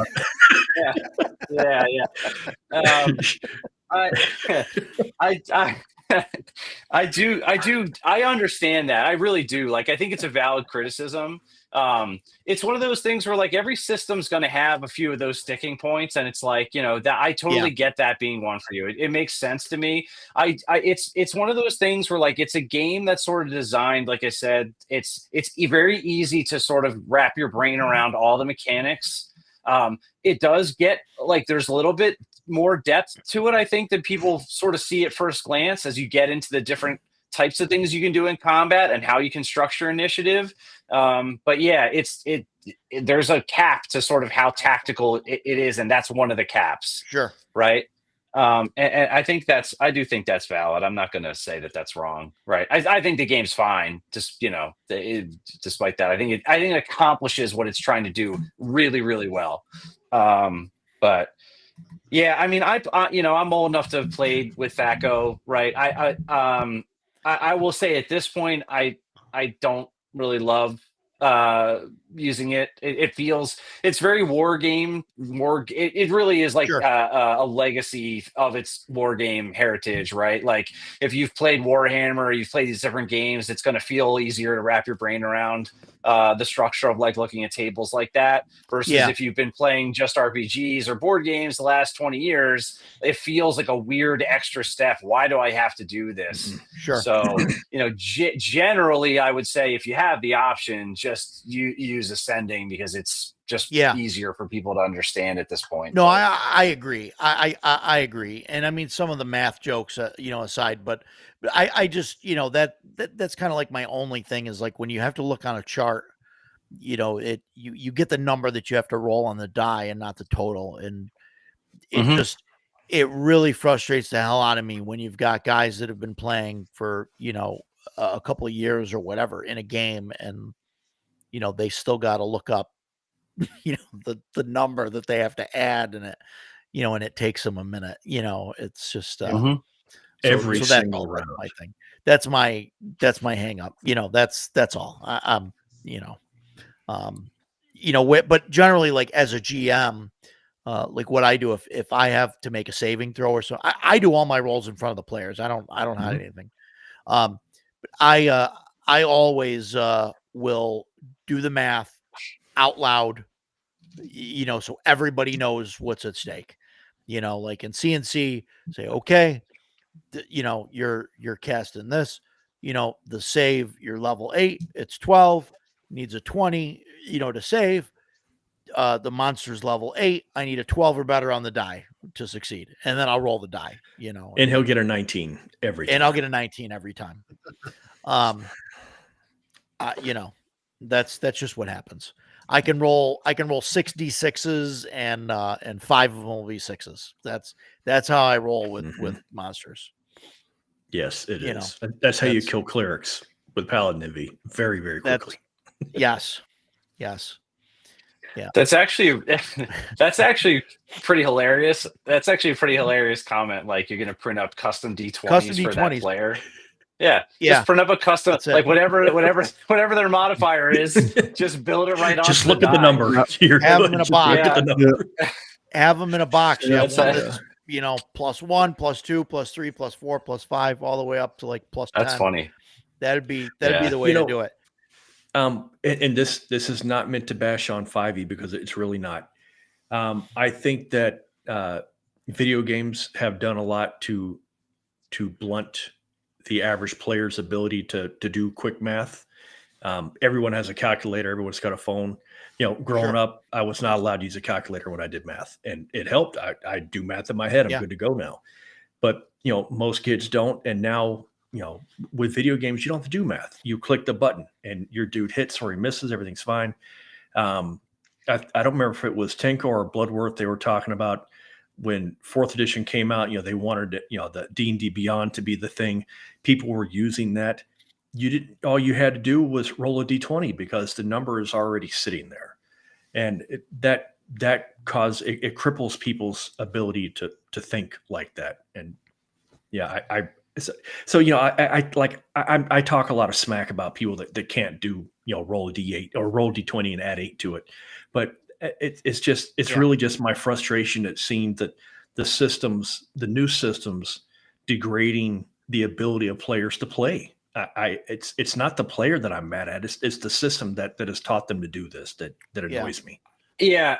I think the other thing that I would say there in my experience, I don't know if you guys have seen this also, but like obviously you guys have all run games, you've all played games for a really long time, right? 5e really has created this culture where there are people playing 5e for a decade now that have no idea how the game works. That's right. They've never DM'd it and they don't know the rules. Right. Yep. And they'll show up to play a game and they really don't know what the rules are. Mm-hmm. So part of it is definitely, I'm not disputing people are bad at math. That is for sure a real phenomenon. There's also the very real thing of people are playing games that don't know the rules. Yeah. So they're just straight up not able to track what's happening. So they're just rolling a die and going, what happens? Right. Because they just don't know what the rules are. And so that's kind of like a weird cultural thing that I've seen also, where like I growing up playing these games, that was not the expectation. Obviously, like if you showed up and you're new, like that's one thing. We're Sure. going to help you out and teach you the game. But if you've been playing the game for 3 years and don't even own a player's handbook and don't know the rules, Right. like that's a whole different situation. So, well, I think it's interesting, right? Like when we were growing up, and I think I can speak for all of us, but like when we originally had to learn, D&D, right? Because that's probably what it was, is we actually had to physically obtain the book, like open it and actually like read it, right?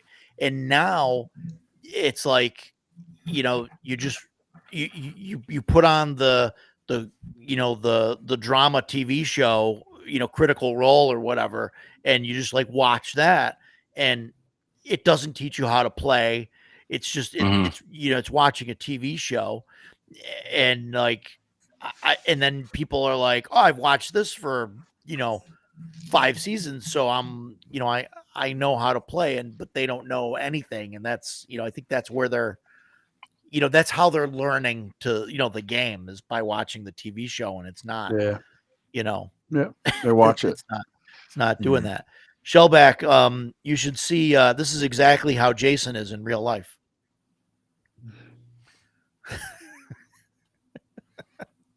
Yeah. So this weekend was very frustrating for me. Yeah. I couldn't roll over a 5, and it was really getting on my nerves, man. I kind of laugh at on a side note here, the argument that, it popped up again, like all RPG arguments do, about the GM screen. I've always used a GM screen.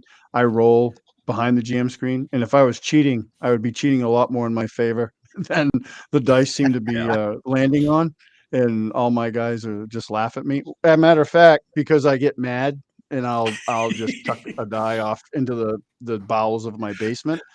One of my guys bought me this. Oh, it's the big D20. It's a foam rubber. That way, if I inadvertently, I love it. Shank one of those guys with one, they won't get hurt.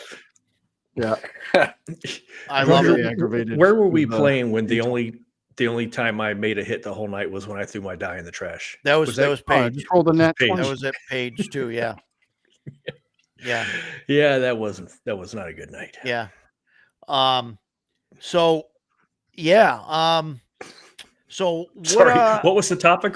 No, that's okay. So there. that's armor class. Yeah, we were talking about armor class and stuff, and I think we covered. It's hard, I think, to cover. To have a thing like you can't roll.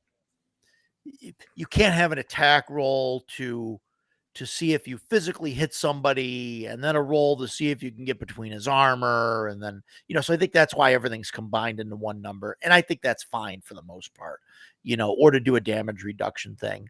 I mean, I get why you can't do a huge thing. I do like the weapon charts from like 1E, and you don't see that translated too much. I think Hyperborea does it.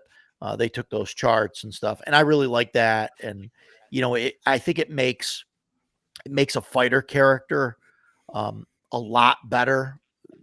Like I think the fighter character has gotten worse over the years, and it's because of the combat rules have gotten kind of simplified. Because like the fighter having, being able to use any weapon is, in old school games, I think is a lot better than it is now, because now it doesn't matter. You're just doing damage. But in the old school game, it was like, oh, this guy's wearing scale mail. So, or ring mail or whatever. So I have to use a bashing thing. I'm going to use my mace and I can, get in there. Or this guy's wearing, and different things like that.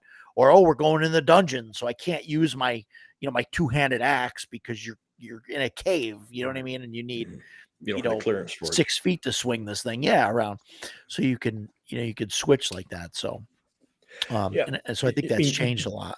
Me, I'm all for the realism. A few casts ago I talked about using a pole arm.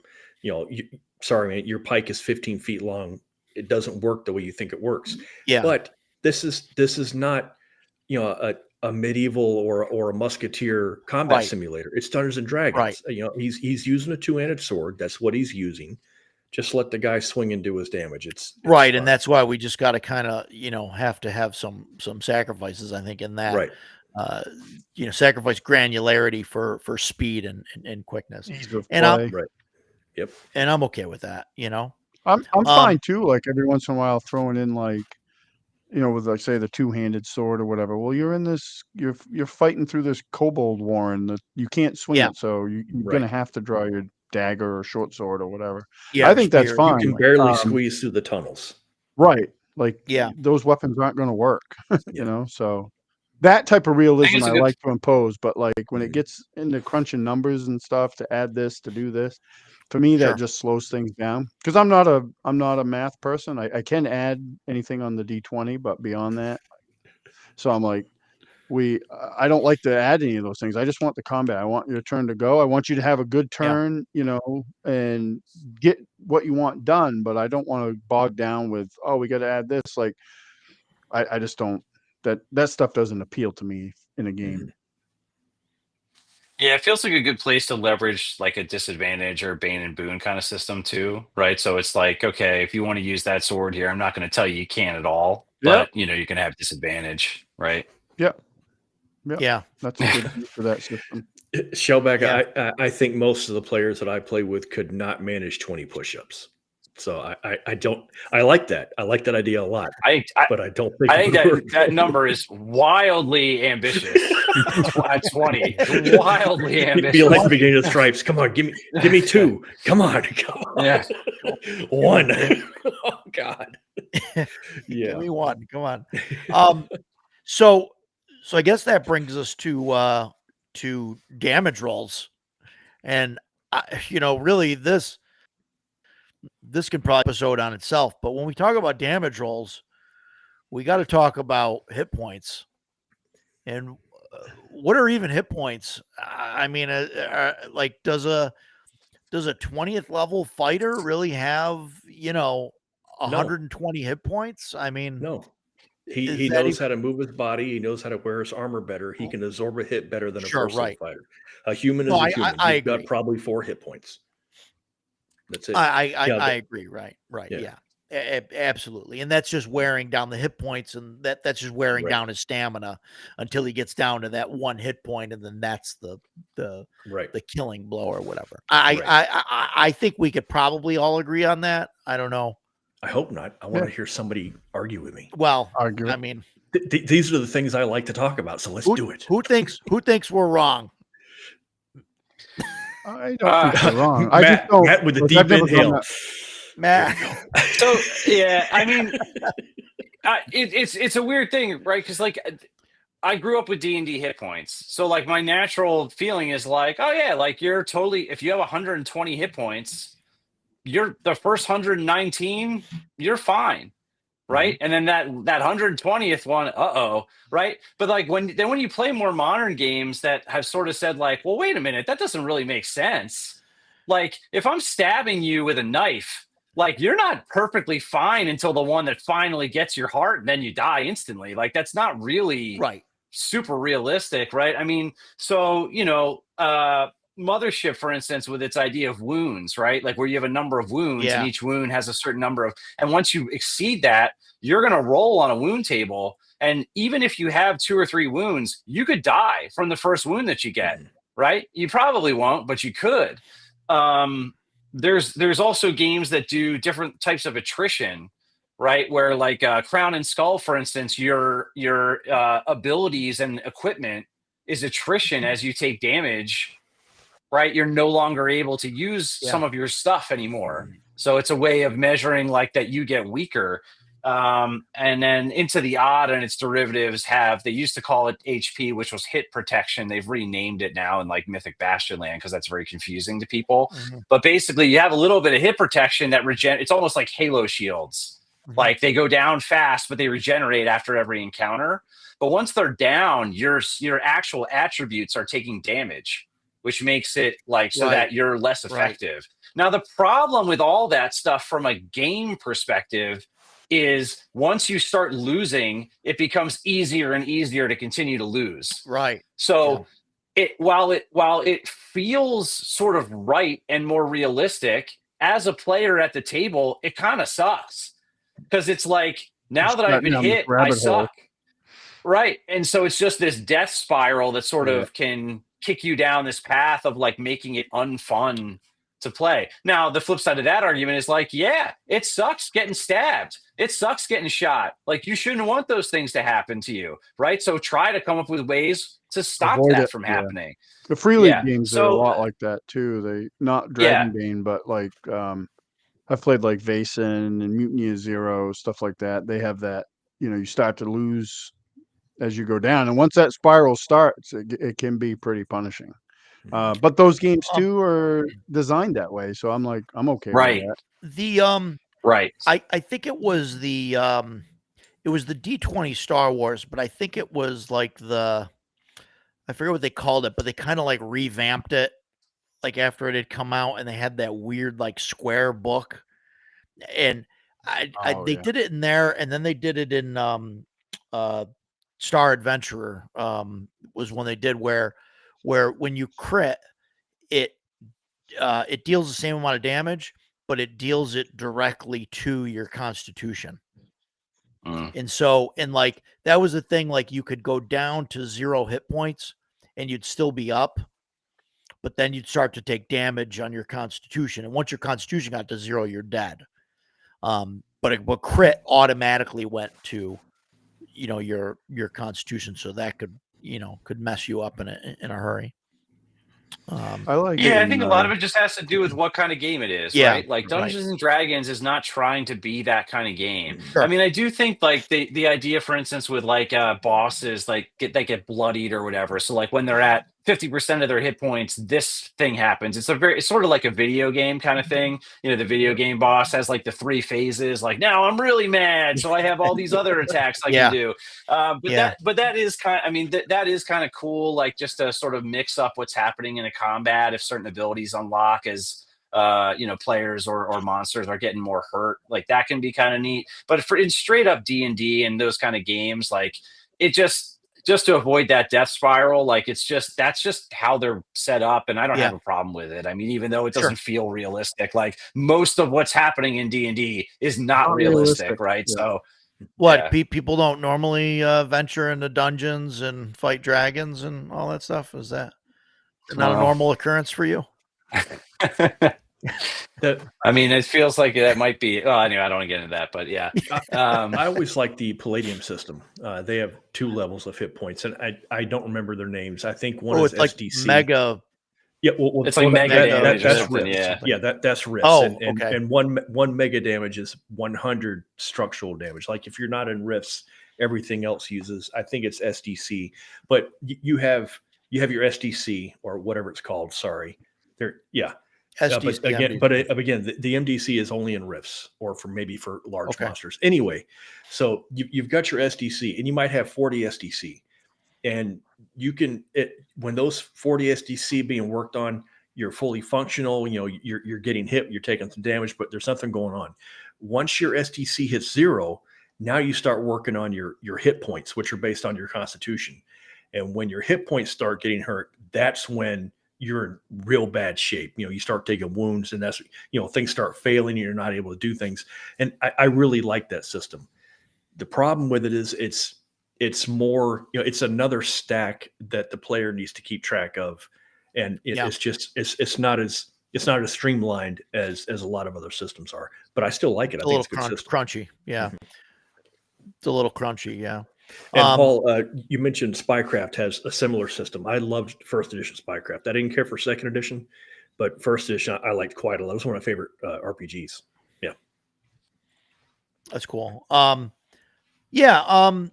I mean, damage. I wanted to touch on this with damage. Is OD&D back in original D&D 0E, the little brown books, whatever you want to call it, everything was a D6. Now, it was probably just because, the other dice weren't available or whatever. And it's a holdover from some of the wargaming stuff. But, characters' hit dice were D6, and every weapon did D6 damage. And then you'd have situational, things where, like we said, okay, you got a 2-handed sword, you're in a dungeon, maybe you can't swing that there, or or something like that. What do you guys think of something like that as opposed to? I mean, I'm partial to the variable weapon damage. Different dies and different hit die types and stuff. I'm all for it. But does it really matter? Should everything just be a D6 damage? And I mean, that solves a I lot of like the problems, variety. doesn't it? It's simple, but I like the variety as well. I mean, I wouldn't Yeah. be like 100% opposed to the D6 because it is just simple and fast. But but I like the variety. Like, oh, I got this. Why carry a two-handed sword if you can carry a short sword and do the same amount of damage? Like the old basic, it was basically you had what, sword and two-handed sword, or however they named it. Like there was two Yeah. different things. Like Redbox, I remember, and did that. So I don't know. I think the variety is good. I don't need like a laundry list of weapons, but I do like to have variety. Yeah, so not to keep pumping up Dragonbane, but like Yeah. one of the things that I like about Dragonbane is so they use tags on a lot of the weapons, right? Because like I love tags. Love tags. Yeah, so like I love DCC. I'll beat up on it a little bit for a second, right? Like Yeah. most of the weapons in DCC, like it's very rare for like you can have weapons do D4, D6, D8, D10, D12, right? When you go high up, you're usually talking about two-handed, and so there are negatives there. In theory, your initiative's a D16, and you can't use a shield, stuff like that. But like in reality, a lot of the times, like if a club does D4 and a hand axe does D6 and a longsword does D8, and like you can one hand wield any of those, like there's no drawback to having the D8 weapon versus the D4. Right. I like when systems use tags or some other type of differentiator to make it feel Yeah. mechanically better to use one or the other. So like this weapon does blunt damage. It's better at shattering shields, or it's better at breaking Right. armor. This one's better for, right? Like a dagger you can throw, you can dual wield without a penalty, whatever it is. Like systems that come up with reasons why a lower damage weapon might be a preferred tool for you to use because it has other benefits. Right. And similarly, a higher damage one may have drawbacks. I think that's good, and I wish more systems would do that. I think that's we've gotten away from that fantastic. a little bit. Yeah, and I would even be okay with something that where you'd have like, okay, a small weapon does 1d6, right? And it's like one-handed and can be concealed, and then a medium-sized weapon does 1d8, and that can be used one hand. Maybe it's 1d8, 1d10 if used one-handed or two-handed or something. Mhm. And then like a large weapon is two-handed and is always a d10 or maybe a d12 or something. And then the only difference, and then it doesn't matter, right? That it's like a large two-handed weapon can be anything, a large spear or halberd or an axe or a great sword or whatever. But then yeah, you differentiate that with the tags and say, okay, this is heavy. This is, and then you have those defined is okay. A heavy weapon can smash armor or whatever, things like that. I would love that. I think that's fine. To have like a fixed kind of tier damage thing like that with tags. I Tags are think a it's great idea.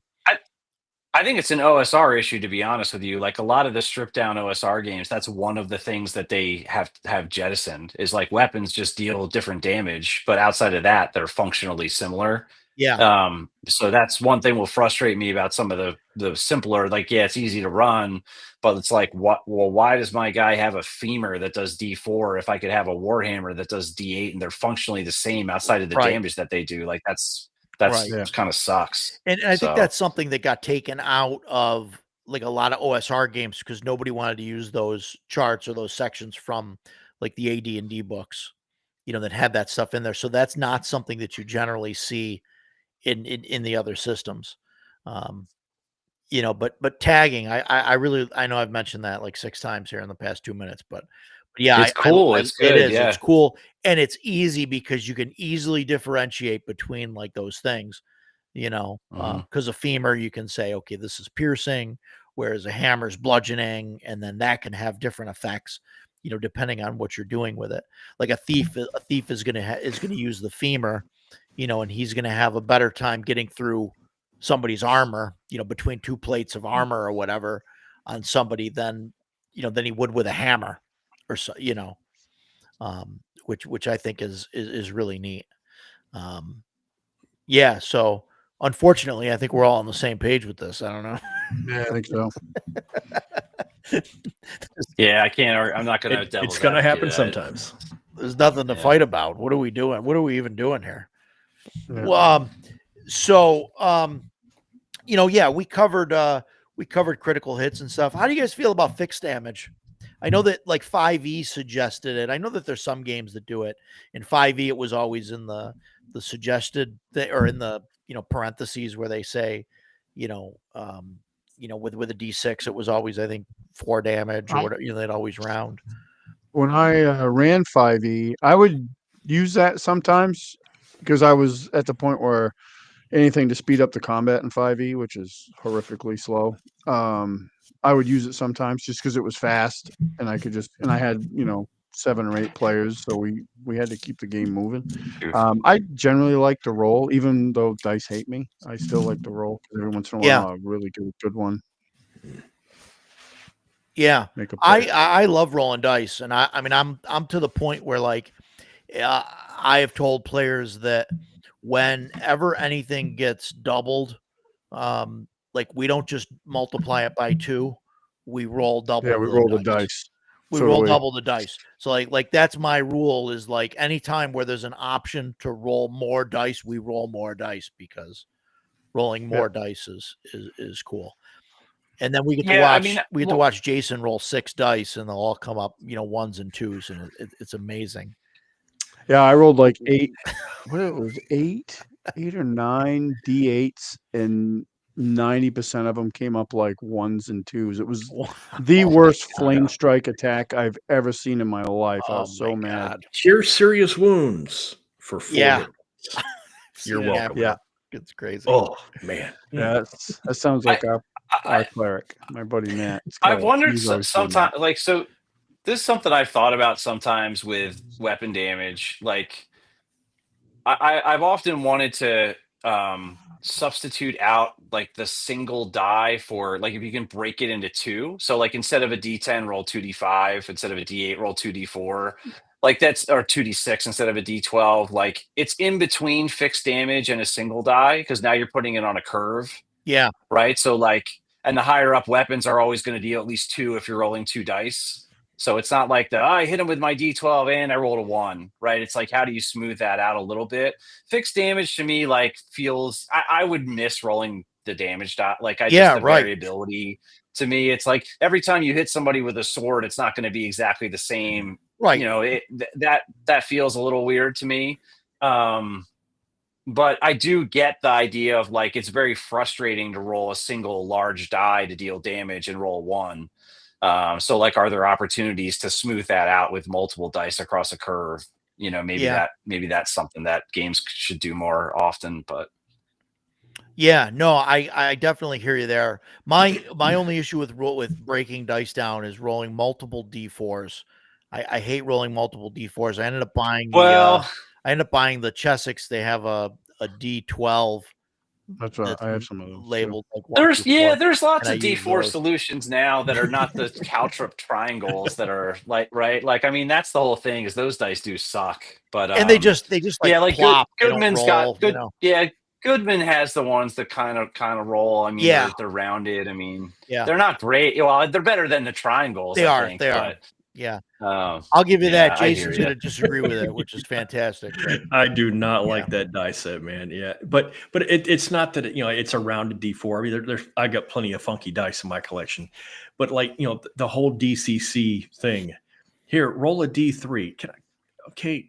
D6 divided by 2, man. Come on. I hear. I hear. D5. Here, roll a D7. Okay. Or the lower dice aren't that bad because you can look at a D7 and okay, that's a 7. Roll a D24. Which one is no that's a 20. This is a 26. I have a 24 here somewhere. The 14 and the 16. The 14 and the 16. I see. They look and there's like a millimeter in diameter difference. I can't. I just forget this. Yeah. Yeah. Well, especially when you're not playing with people that have been gaming for a long time. Like when you see newbies try to, and it's like, here's your, I mean, they already don't know what a D12 is. Now you're putting 4 dice that look just like it in front of them. It's rough. I don't disagree with you. Yeah, that's why they make those the dice trays there that have them all labeled, and you line them up, and well, the other thing is, like, for new people playing DCC, like, don't give them the nice set that's all the same colors. Get them the ugly one where all the different dice are different colors. And then you say, at least roll help the them yellow out. one. And you go, roll the green one. Like, that's so much better. So, I forget the name of that set, but no, that's definitely the set that you want to give to the beginner set, beginners and stuff, where you could just say, roll a D12, it's the blue one, like, and then they until it clicks, when I roll a D6 or D3, 1 plus 4 is 1 what? 2 plus 5 is 2, 3 plus 6. Outside of DCC, when I have to roll a D3, I just roll a D4, and because it does 1D4, whatever it is, nothing does 1D3. Okay. That's how I do it. I'm like, unless you want the new Castles and Crusades Adventurers army, where all the weapons, everything's a D3, D2. I had that, and I don't anymore. Paul, I don't know about that. A mix, half damage is set, and you roll for the rest. So, like, what if you had like if something was a D8, you would roll D4 plus 4. Yeah, plus 4. And like, again, this is one of those things where the player's like, that's awesome, until the monsters start doing it to them. Monster does it. Get clobbered at every turn. Yes. I just have to sit there and hope that Roger's dice grow cold, because that does happen every now and then. Just not. It does. There are days where I'll have like a ton of giants and they just can't hit, and I'll roll under 5 like repeatedly, and it'll be terrible. And then there are days like when you guys fought the dragon where I'm just hot. Oh, that's terrible. I'm just hot. Yeah, and it's bad. Crit damage is max plus normal. George does that. Yes, that's exactly what I was about to say. I wish that George were here. He lost connection and had to drop off. That's what he does when he runs Castles and Crusades. And I really like that, because that way, like me, I'm going to roll my 2d8 for my spear. And I am going to roll 2 1s. It is going to happen.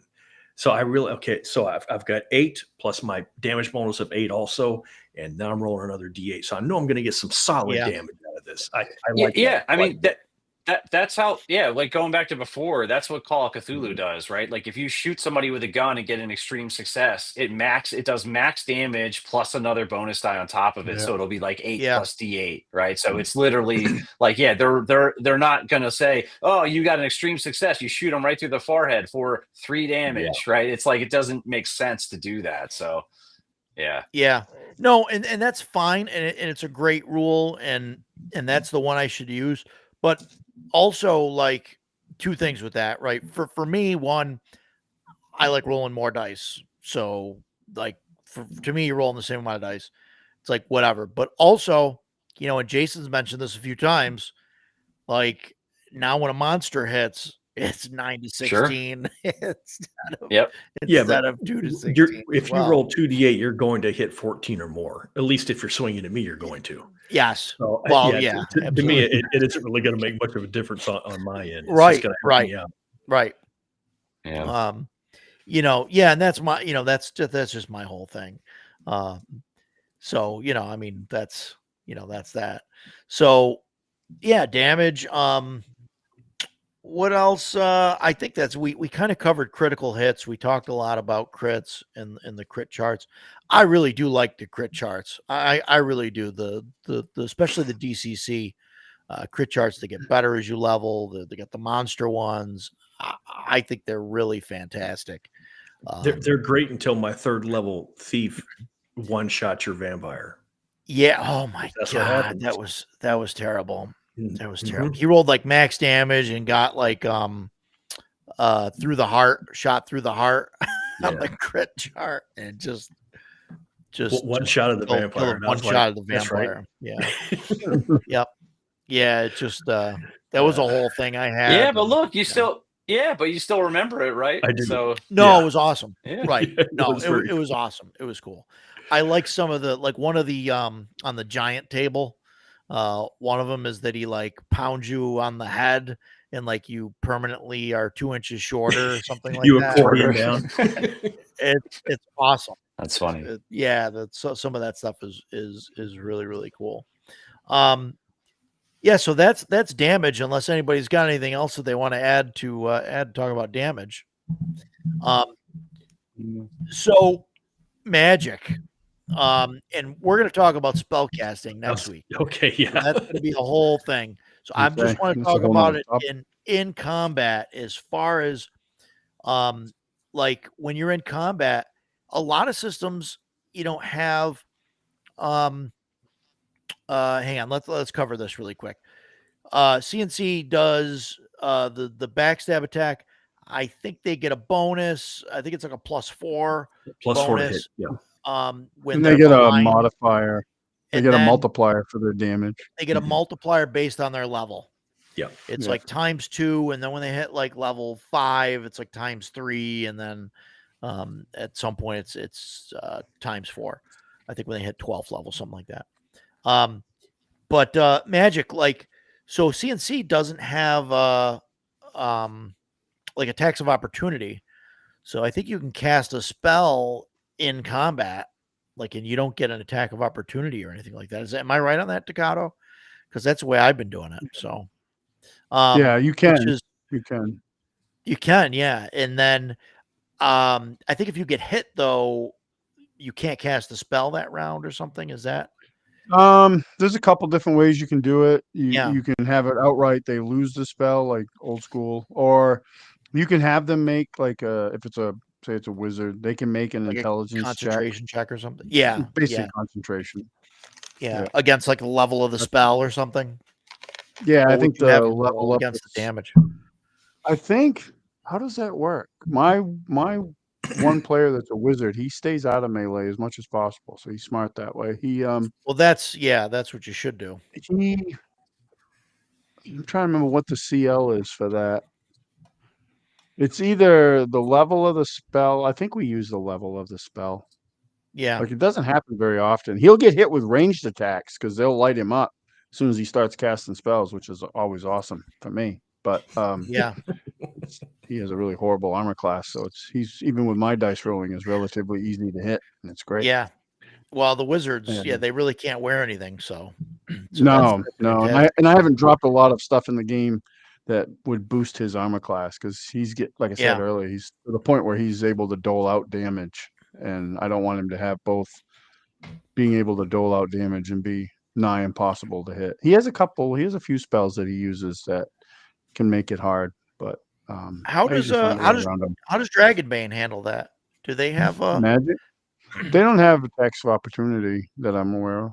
like there's no, so if you You cast a spell in melee, like you can't lose it. It just happens. I mean, you roll obviously rolling under your skill, Right. but there's Um, no loss.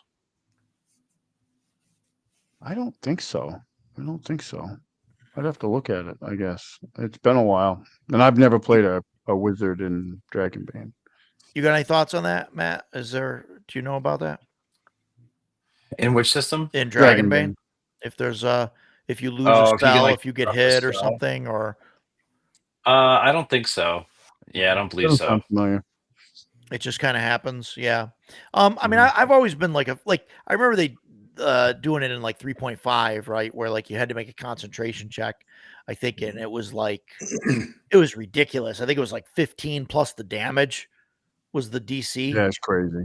or Yeah. something, which was it might have been 10 plus the damage, but I thought it was like 15 plus damage dealt to see if you can maintain the, casting the spell or whatever. And I don't know. I think that's a good idea, but it's also, I think, a feel bad thing where like, the wizard gets a bad initiative or something. And then, he's trying to like cast like, fireball or lightning bolt or something that's going to, really help out the fight. And then he gets hit by an arrow from a goblin and it's the whole thing's, now the spell doesn't just not go off, but now he's lost the spell for the day. and he just can't do it. So I'm not a big fan of doing that. I mean, I like to see, people cast their spells and stuff, Yeah, that's not a rule that I've ever incorporated when I ran, even if it was in the rule books. If a wizard got hit in combat, if I were going to damage his spell casting, it'd be like, okay, you hiccuped.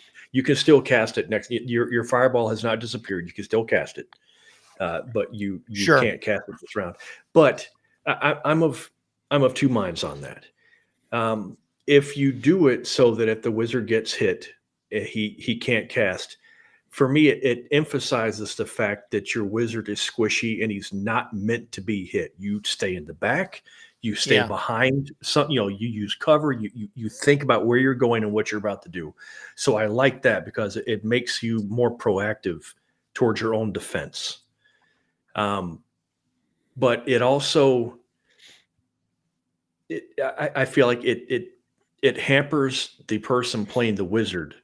And instead of worrying about, think about where his fireball is going to go and how he's going to do it. The first thing he has to think about is, I need to find cover. And for me, I play a cleric. I play a spellcaster. If I had to worry about my cure spell is not going to go off if the giant hits me, then I'm not worried. I'm not focused on healing the guy that I need to get to. I'm more worried about going around and hiding. And that's not anything I'm interested in doing. This is a good point, too. Not bad in 3.5 when you have like 56 spells per day at 10th level.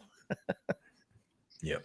Yeah, I mean, I guess like theoretically, it's a way to counterbalance how powerful wizards get, like the idea that you could disrupt what they're doing. But I think like it's definitely, I agree with you, Jason. Like, I think not only is it like a feel bad moment, it like fundamentally changes how that player needs to approach encounters. Right. And it almost means they're like playing a different game than the rest of the PCs. And like, I don't really like that. I mean, it's one of my issues with how thieves are handled in some systems too, where it's like everybody's fighting. And then meanwhile, the thief, like every round is like coming up with some new way to explain how and why they could backstab this enemy in the middle of this fight that's happening, right? It's like another sort of thing where I'm like, all right, so they're playing a different game than everyone else during combat. So I like systems that try to avoid that. I don't think I would be a big fan of, maybe like if you're going to have a system where you got to cast this spell over 2 rounds and it's some like crazy effect that you're trying to do, right? And it can be interrupted, like that's different. But yeah, I sort of like bread and butter spells. I don't think I would be a big fan of taking agency away from players like that. One of the things you mentioned is it can be used as a way to counter the strength of the higher level casting. For me, they've already done that. The wizard cannot wear armor of any kind, and and multi-class, but we're not talking about that.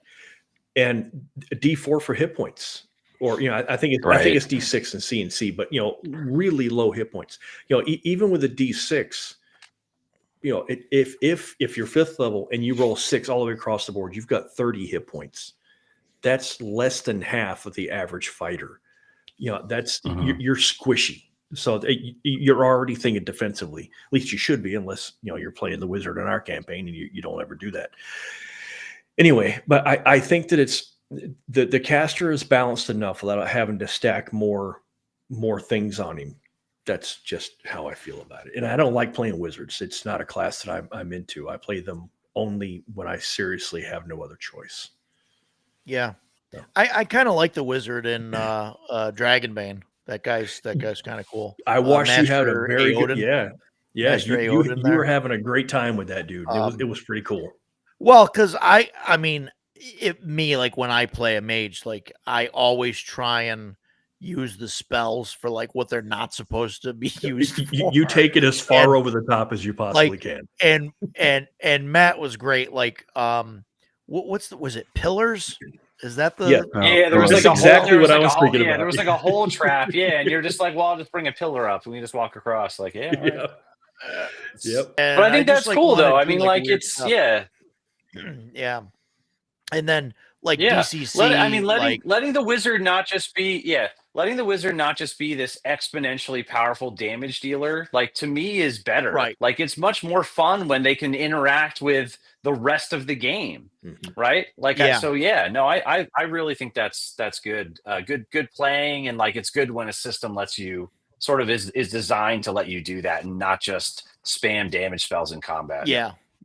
Right. To be, I guess utilitarian or whatever is really good. And I think that's how like the wizard originally was. I mean, yeah, they had like the bigger damage spells and stuff, but like, the wizard was like spider climb like and a toolbox. Yeah, right. To do all that stuff. Like, oh, we got to get over this wall. Yeah, you do spider climb, or you got to freeze something or whatever. You can just do that, which is good. And Dragon Mages can be shut down with metal. Metal like prevents you from being able to cast spells. So when you're like bound or something. Yeah. That's why they can't wear metal armor. It like interferes with their ability to channel magic. Oh, that's the reason. Like, okay, that's cool. That's cool. That's interesting. Yeah. So you put a wizard in manacles and they can't cast spells. That's interesting. No, you don't like that idea? Oh no, I love it. I'm sitting here thinking 75% of this panel is telling you that we should be playing Dragonbane. Oh yeah. Anyway, moving on. I love Dragonbane, dude. I play the Wolfkin every time, and I have such a good time playing that dude. I love the Wolfkin is so cool. I love that he comes with the bottle of the perfume. The perfume or whatever, and it says he like cares about his look and all that stuff. I just like whenever I like he's got like a little wooden comb. He's constantly combing himself. But I love, man, we're really getting off topic, so I'm going to keep it short. That's okay. I love the personality traits that they want you to focus on, and in the starter box, the Wolfkin is a glutton. So every time I'm like, get me a sandwich. I'm just always eating. Dragonbane's so much fun, man. I have such a good time with the game. No, it's so fun. That's it. Go ahead, Matt. No, go ahead. I was going to say that's something Free League's very good at generally is like building in role-playing prompts mechanically, right? So like the whole reroll system in Dragonbane is designed to like prompt you to role-play something that gets a mechanical effect, right? I think they're very good at that intersection of like not telling you this is exactly how you have to role-play your character, but there's like prompts and hints that have mechanical intersection, which is pretty cool. Yeah. Shellback. Oh, there's another son of a bitch right there. Make Ducato mad. Oh boy. You just had to go. I just got mine. I saw a thing today. They said there's still only like 50% shipped in the US. I'm like, well, they got like half a person working on this. What's going on? One guy's just jogging around. He's one guy and he's 90. You just got yours too. Son of a bitch. I just got mine. Yeah, I got mine a couple of days ago. Poor Ducato's still waiting for shipping notice. Nothing. I check every day. Nothing. Oh man. My only hang up with Dragonbane is you don't feel it has long-term potential. I don't think it has long-term potential. That's my whole thing. I disagree, but but that's okay. That's all right. I don't know. And maybe we'll try it. We'll do a short thing. Go ahead, Matt. I feel like there's some validity to that, especially if you're used to a more traditional leveling system as far as how you advance. Like, I don't know that I necessarily disagree.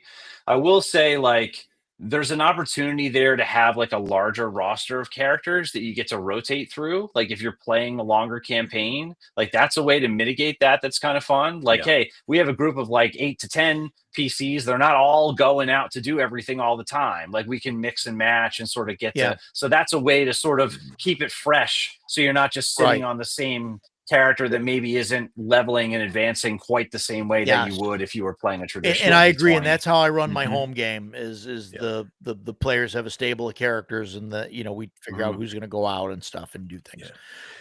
That's so something that in Roger's game, and we've talked about this before, but we're supposed to have like a stable of 3 or 4 characters that we use kind of interchangeably, but we don't.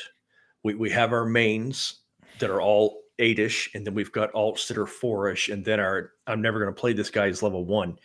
In Dragonbane, there is no level 10. There's a guy who has an 18 sword skill versus a 14 sword skill. 14 sword skill still plenty good. So, you can have this stable of 8 guys or this 8 characters. I feel like playing a thief today.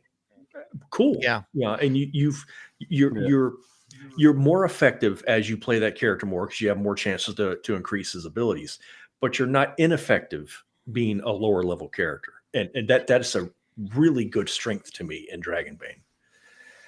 Yeah. You don't level up though. Like I just saw Shellback. You don't level up every session in Dragonbane. You get an opportunity, but there's no guaranteed success. And it's not a level up. fail It's your you're only role. leveling up one Your skill creases. kind You of can go up stat or to- whatever, or a few. Yeah, Yeah, you can do up to like 4, I think. 4 or 5. I think well, is it like the depends. most. 4 or It 5, depends. It depends though, because in Because if you get a demon or a dragon, there's another roll. it's a free Yeah. reroll, so you can't use any of the ones you get at the end to use with those as well. But Right. I mean, you can, but it's not guaranteed. I mean, I've had sessions like playing Call of Cthulhu, which they're both very similar systems in that Mhm. regard, where I don't increase anything because the dice hate me, and then I love Dragonbane. It's probably my favorite overall favorite RPG. I gotta say, I am excited for the Trudvang. Oh my god! Me too, dude. Yeah. And that's going to Really? be like a year, right, before we get that. I mean, Probably. Probably, I mean, yeah. They haven't even launched it yet, so it's like yeah. Yeah. So that's just gonna need be- more time to paint it's gonna be the way box out full of miniatures I have in front of me. So Yeah, there you go. There you go. So yes, we touched on magic. What about other combat options? To kind of get back to combat and stuff. I wrote that one down. I know that there's sometimes you have, characters, especially the wizard, he's used all his spells or used half his spells and doesn't want to do anything.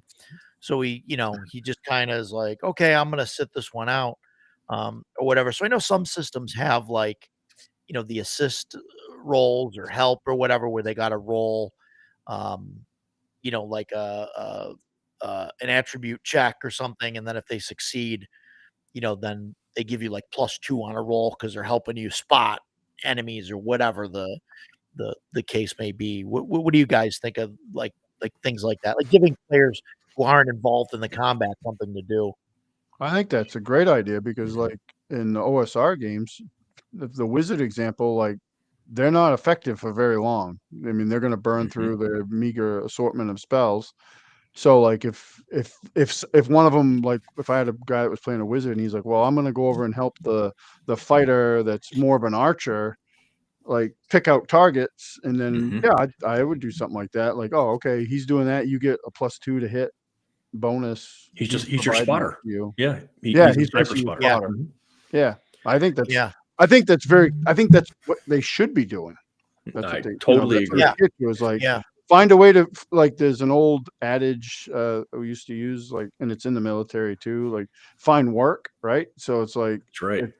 if back in my former career, like we were clearing a building, and I cleared my room. Well, now I got to go find some work because there's more to do, right? So I got to go do that, and instead.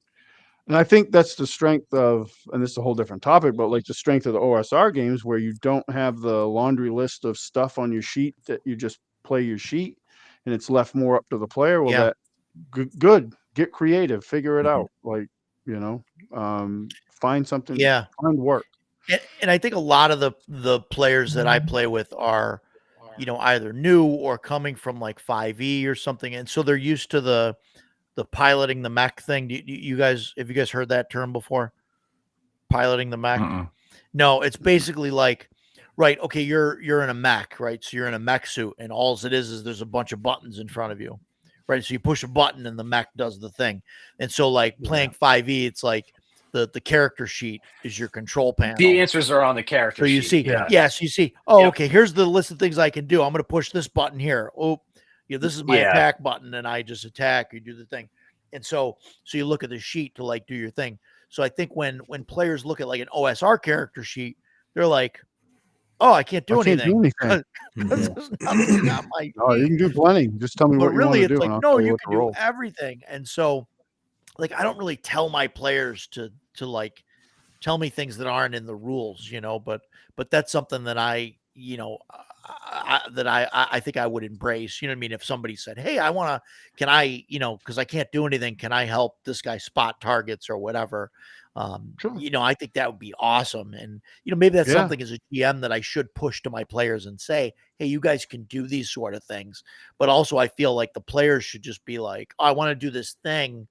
That's not, and that's why I like new players, completely new players who've never played an RPG before, because they come to the game don't and they have have any. no idea what's possible. Yeah. So they just say, "Oh, can I do this thing?"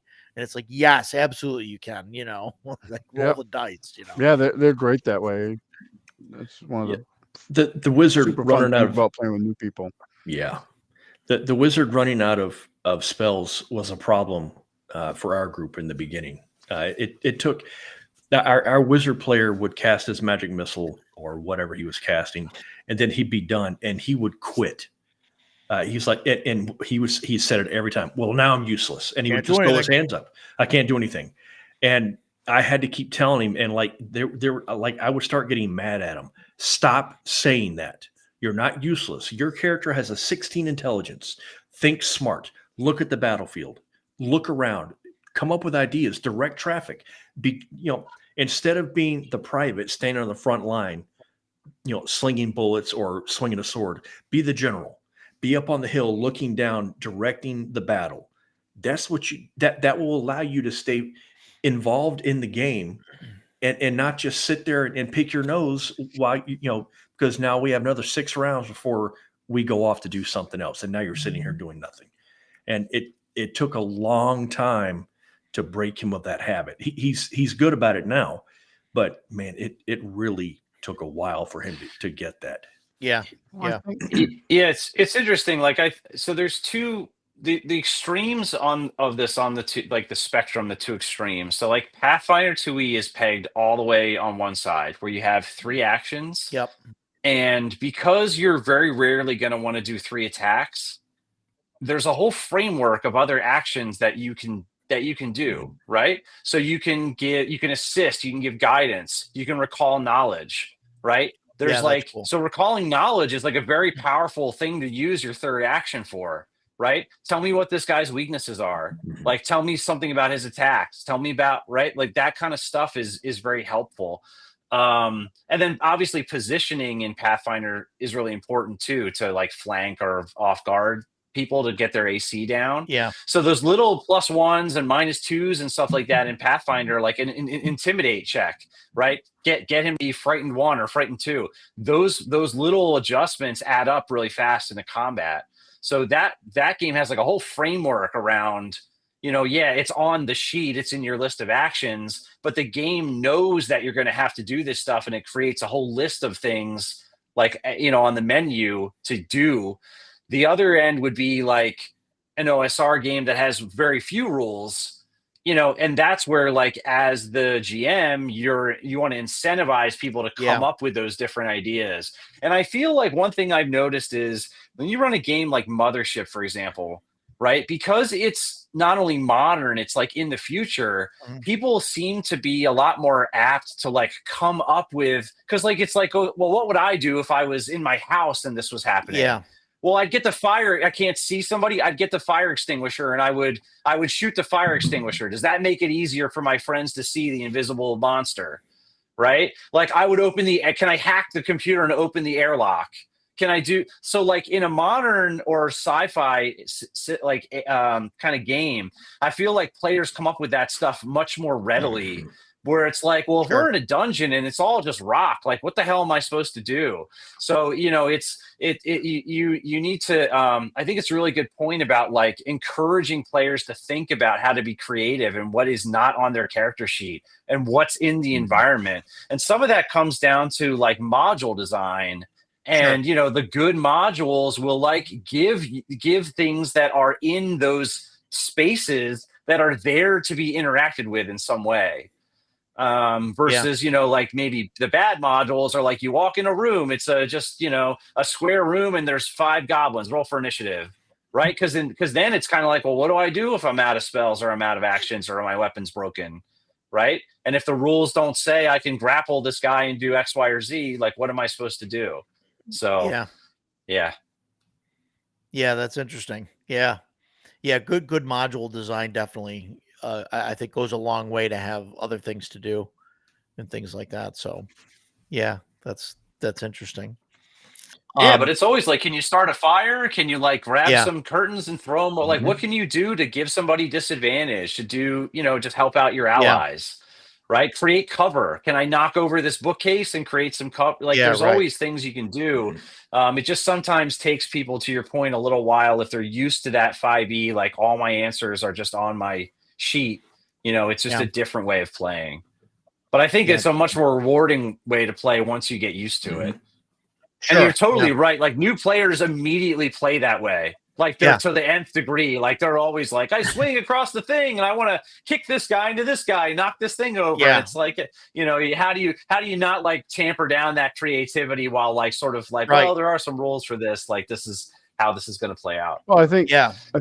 as an experience, if you're like everybody here, if you're experienced like running games and stuff, like you encourage that behavior, right? But if you're less experienced, you can't operate outside the rules as written, like instead of just embracing that creativity, they kind of like shut it down, and then they get pigeonholed into this, whatever the system is. And I think just, it's bad, I think, but I've seen that happen though. Like my 5e group, with a couple of exceptions, were all guys that had grown up playing like AD&D. But then they got it. We went all the way into 5e. And then when we switched to Castle Crusades, we had guys that were looking at this thing like, well, these all look like cookie cutter characters, because there's not a laundry list of bullshit that you can do, and that just slows down combat and kills creativity. But now they're like, oh, I get it. I can try to do this. Like my son, he was my test pilot for a CNC, and he had only really played 5e, and he was running his ranger through this cavern and encountered a couple. Well, no, he ran up and tried to fight four goblins at once, and they almost whooped him. And he was like, "Oh, this is different than 5e." I'm like, "Yes, very much so." And then so he started doing smarter things. He goes in the cave. He realizes the orcs in there. He's like, "Well, I don't want to run up and get those guys." So he was like luring them out. He'd set up for the goblins in there. He set up like traps and lured them out. And I rolled randomly. It worked great because they had like one wolf that would have probably wrecked them because it was the toughest thing in the group. And the trap got the wolf, so it got caught up in a snare, got taken out of combat.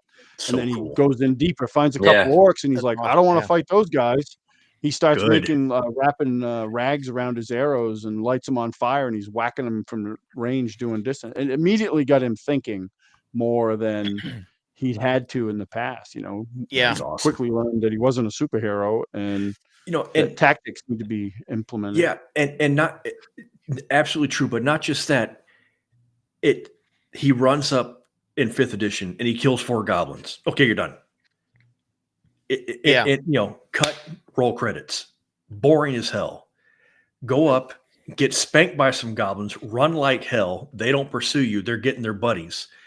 While they're doing that, you make traps and you start thinking. And now you're playing a ranger. Now you're playing this ghillie suit wearing killer in the dark. Man, that's like, and as you guys know, I am a ranger player. And so when I hear stories like that, I'm like, yes, this is the way you play a ranger. Oh, that's so cool. Yeah. Great story, man. I'm psyched. That's awesome. Yeah. I wanted to touch on, we're getting close. We're about 9 minutes from the 3-hour mark here. I know. Thank God, because I got to pee. Wow. We got, I want to touch on morale and player character death really quick. Morale. I don't use morale for players. I just use it for the monsters when they're not in their lair. When they're in their lair, they'll fight to their death because they got nowhere to run to. But out in the wilderness and stuff, I always use morale when they get when their boss gets killed, or a leader type gets killed, or when they lose half their numbers, or if they're like orcs and like the wizard casts a fireball and like it's just a show of force thing, and then they're like, nope, screw this, we're out, type of situation. Do you guys use morale? I don't use it. I do. I like it, and I would use it. It's just not in CNC, so I don't think like to like, oh, I should roll morale. But if I was playing like Dragon Slayer or OSE, Mhm. I think I was just having this conversation with my guys, and I said one of the mistakes I think they've made in more modern D&D games, not all games, is that they took out morale. Like I wish it was an actual rule in CNC that you I had. thought it was. I thought it was. I No, thought it they was. they don't have a morale rating for the monsters. All right. I wish they did. I mean, I just wing it, so but And that's fine. I mean, that's how I run most of my games, it seems. But yeah, I think it's great because the way the old school games are, like you don't want to fight every monster you come to because Right. it's just a battle of Right. attrition. You're going to lose that. Mhm. So like, Yeah. oh, we might have this encounter, like, and that's part of some of the games where they lay out the steps of an encounter. You roll morale. You may not have to fight Yeah. those goblins because they're going to see your, 4, right. 5-man party come in and they're going to be like, no, we're out of here. Or Well, they're and going to it's be an like, issue "Yep, of we're on." like, do you really want to play out? Like, there's 20 goblins. Like, you guys, the group kills 10 of them. Like, do you really want to play out Yeah.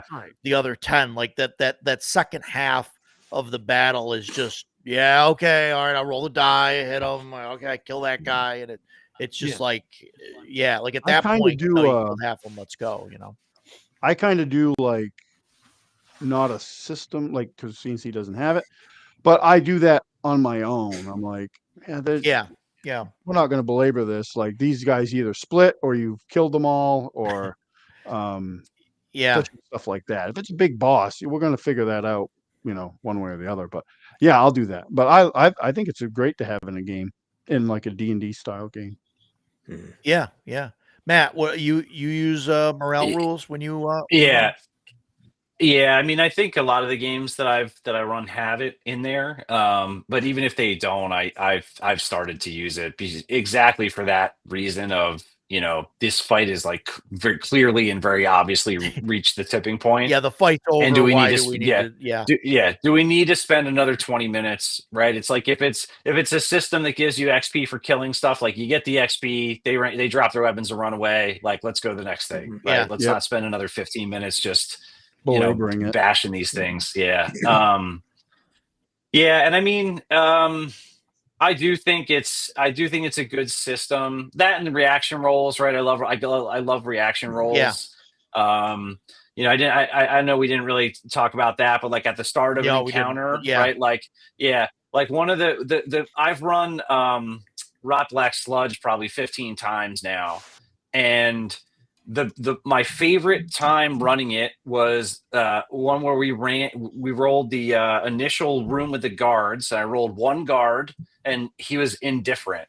So like this group of 5 freakazoids like comes in the room and he's sitting there eating soup and he just like looks at them and just goes right back to eating his soup and just doesn't give a shit. I didn't see Yeah. nothing. And they're I like, don't "Hey, know we're here nothing." for this guy," and he's like, "All right, whatever. I mean, I don't give a shit. Whatever you say, Yeah. It's just like, I think that combination of those two things really adds a lot of color and flavor to encounters, kind of like we talked about before, so they don't all feel the same. Yep.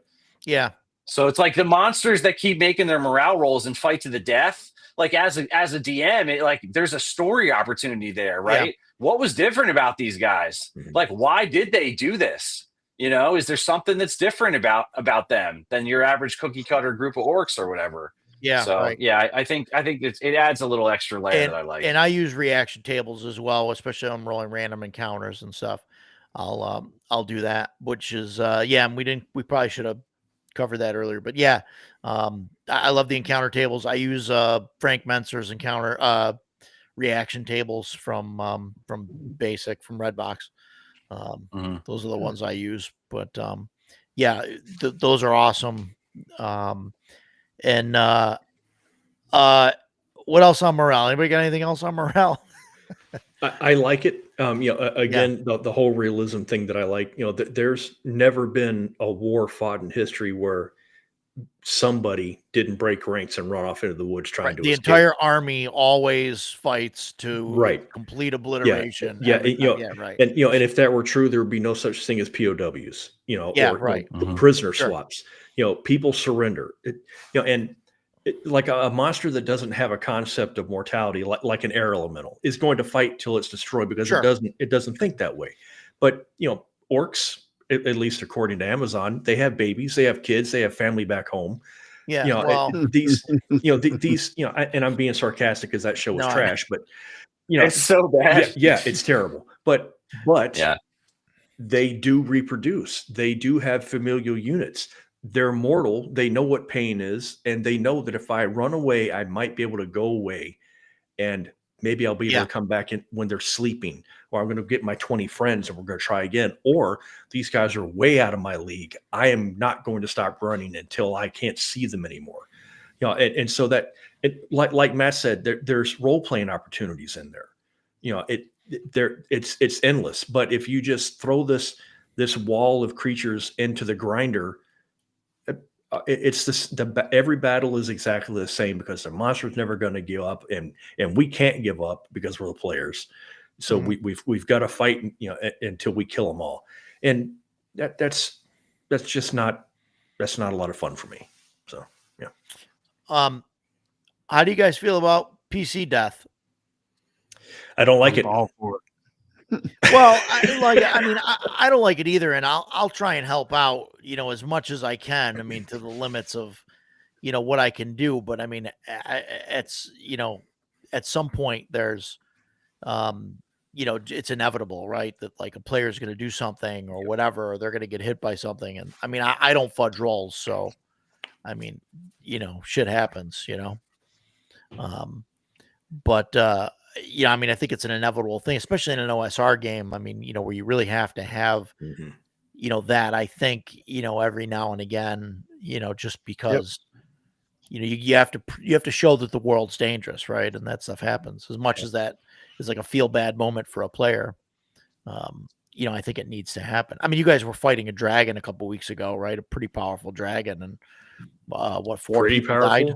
It was extremely powerful. Four Yeah. people died. Two Permanently. got rezzed. 5 people Yeah. died, and two got Yeah. rezzed, I think. Yeah, 2 got rezzed. Yeah. One player waited outside for the entire thing. Yeah.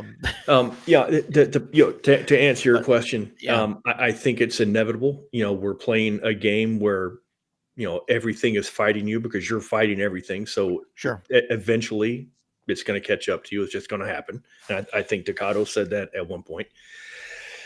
I don't mind my characters dying as long as I don't feel like I've been railroaded. That has happened twice that I can remember. And, one time was clearly the DM had a bad week at school. He was a teacher. And when he had a bad week, he took it out on his players. No, it wasn't you. This was back in Alaska. When he was having a bad week, he took it out on his players. And he blatantly murdered my character. And I was furious. The whole group was annoyed. I was furious. And I was like, I will never play with this guy again. And it sucked because he was a really good DM, but when he was having a bad day, it was terrible. So as long as I don't feel like I'm being abused, it's part of the game. I don't like it. Shellback talking about celebrating, every character's death. I don't. I'm a little crazy, well aware. As soon as I give a character a name, that's a living person to me. That there are a lot of people living in my head, and so when my character dies, I don't take it personal. I mean, like Roger was talking about 2 weeks ago, we fought a 20 hit die white dragon, and it did not go well. We finished it off. We did not. I died quickly. But I didn't take it personally because it wasn't Roger attacking me. It was my cleric with paladin Nivi. He was being foolish is what it was. I developed a plan. That plan fell apart quickly, and I paid for it. It was upsetting because in my head, Yohai has another 30 years of plans ahead of him, So those got cut short. The guy's 20 years old and now he's dead. Also, another part of that is, I'm playing the cleric in the party. So now if my 8th level cleric dies, the party is without a cleric, and that's going to be crippling. So that's kind of, it kind of sucks. But on the other hand, Yohai died fighting a 20-hit die white dragon. That's pretty badass. So that part I like about it. As long as my character has a fair but earned death, I'm cool with it. Just don't be murderers. The flip side of that is I don't like PCs being murder hobos and murdering NPCs. I've seen that many times. In fact, that is why I don't DM anymore. I got tired of my murder hobo players doing it. It was annoying. Boy, that was a really long answer.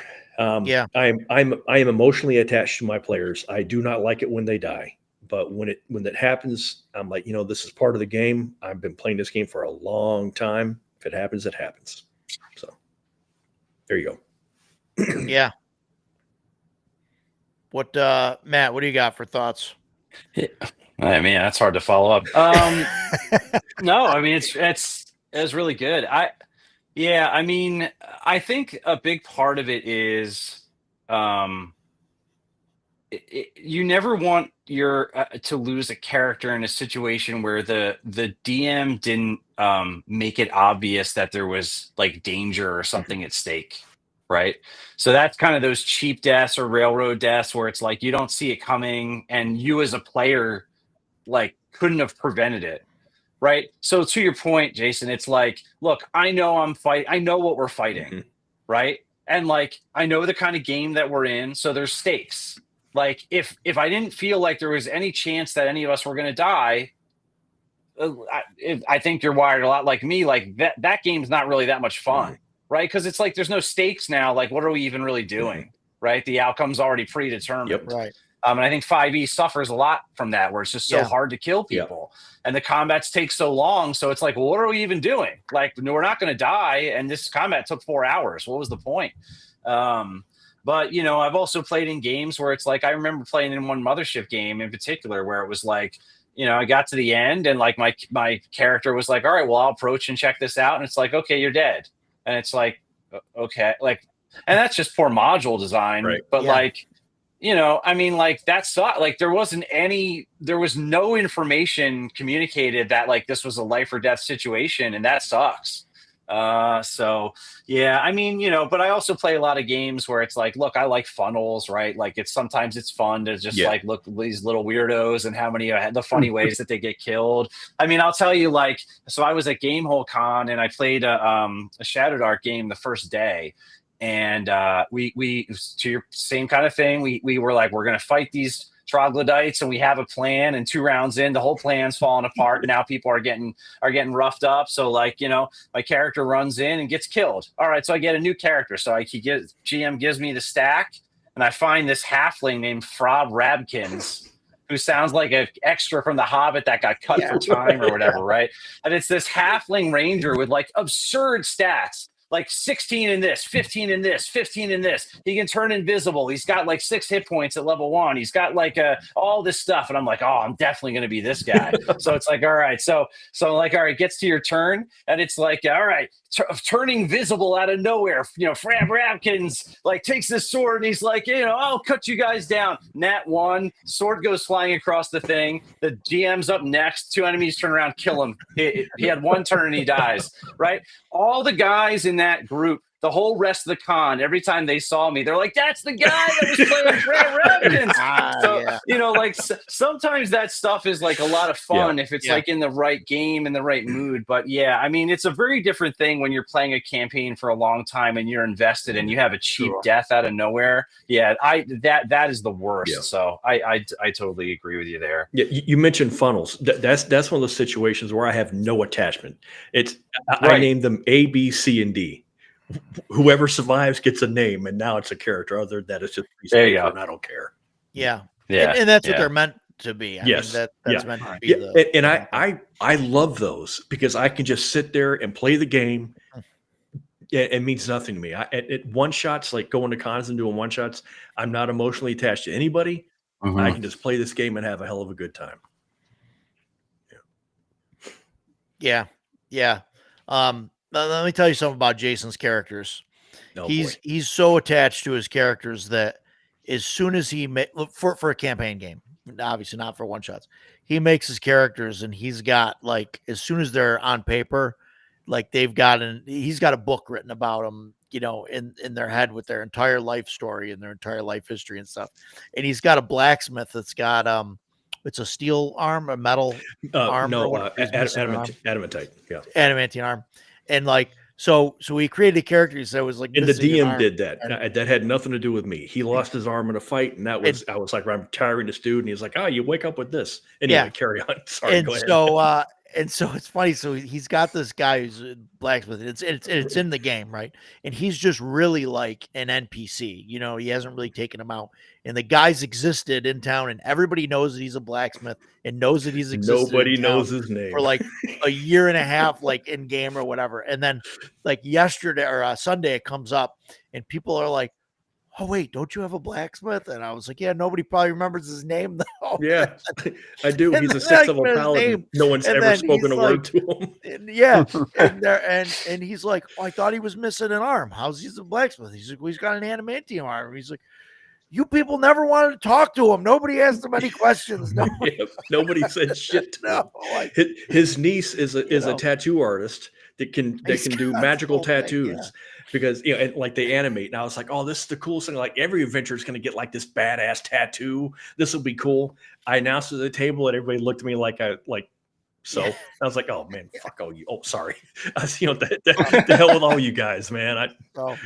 Yohai's getting a tattoo. Nobody else has anything. I'm like, whatever. I don't care. So we're like almost at the 3 hour, 10-minute mark. Any last thoughts or anything else that we want to talk about quickly about combat or anything that we missed? I don't know. I know we talked about a lot of stuff, but no, we're good. Decato's shaking his head.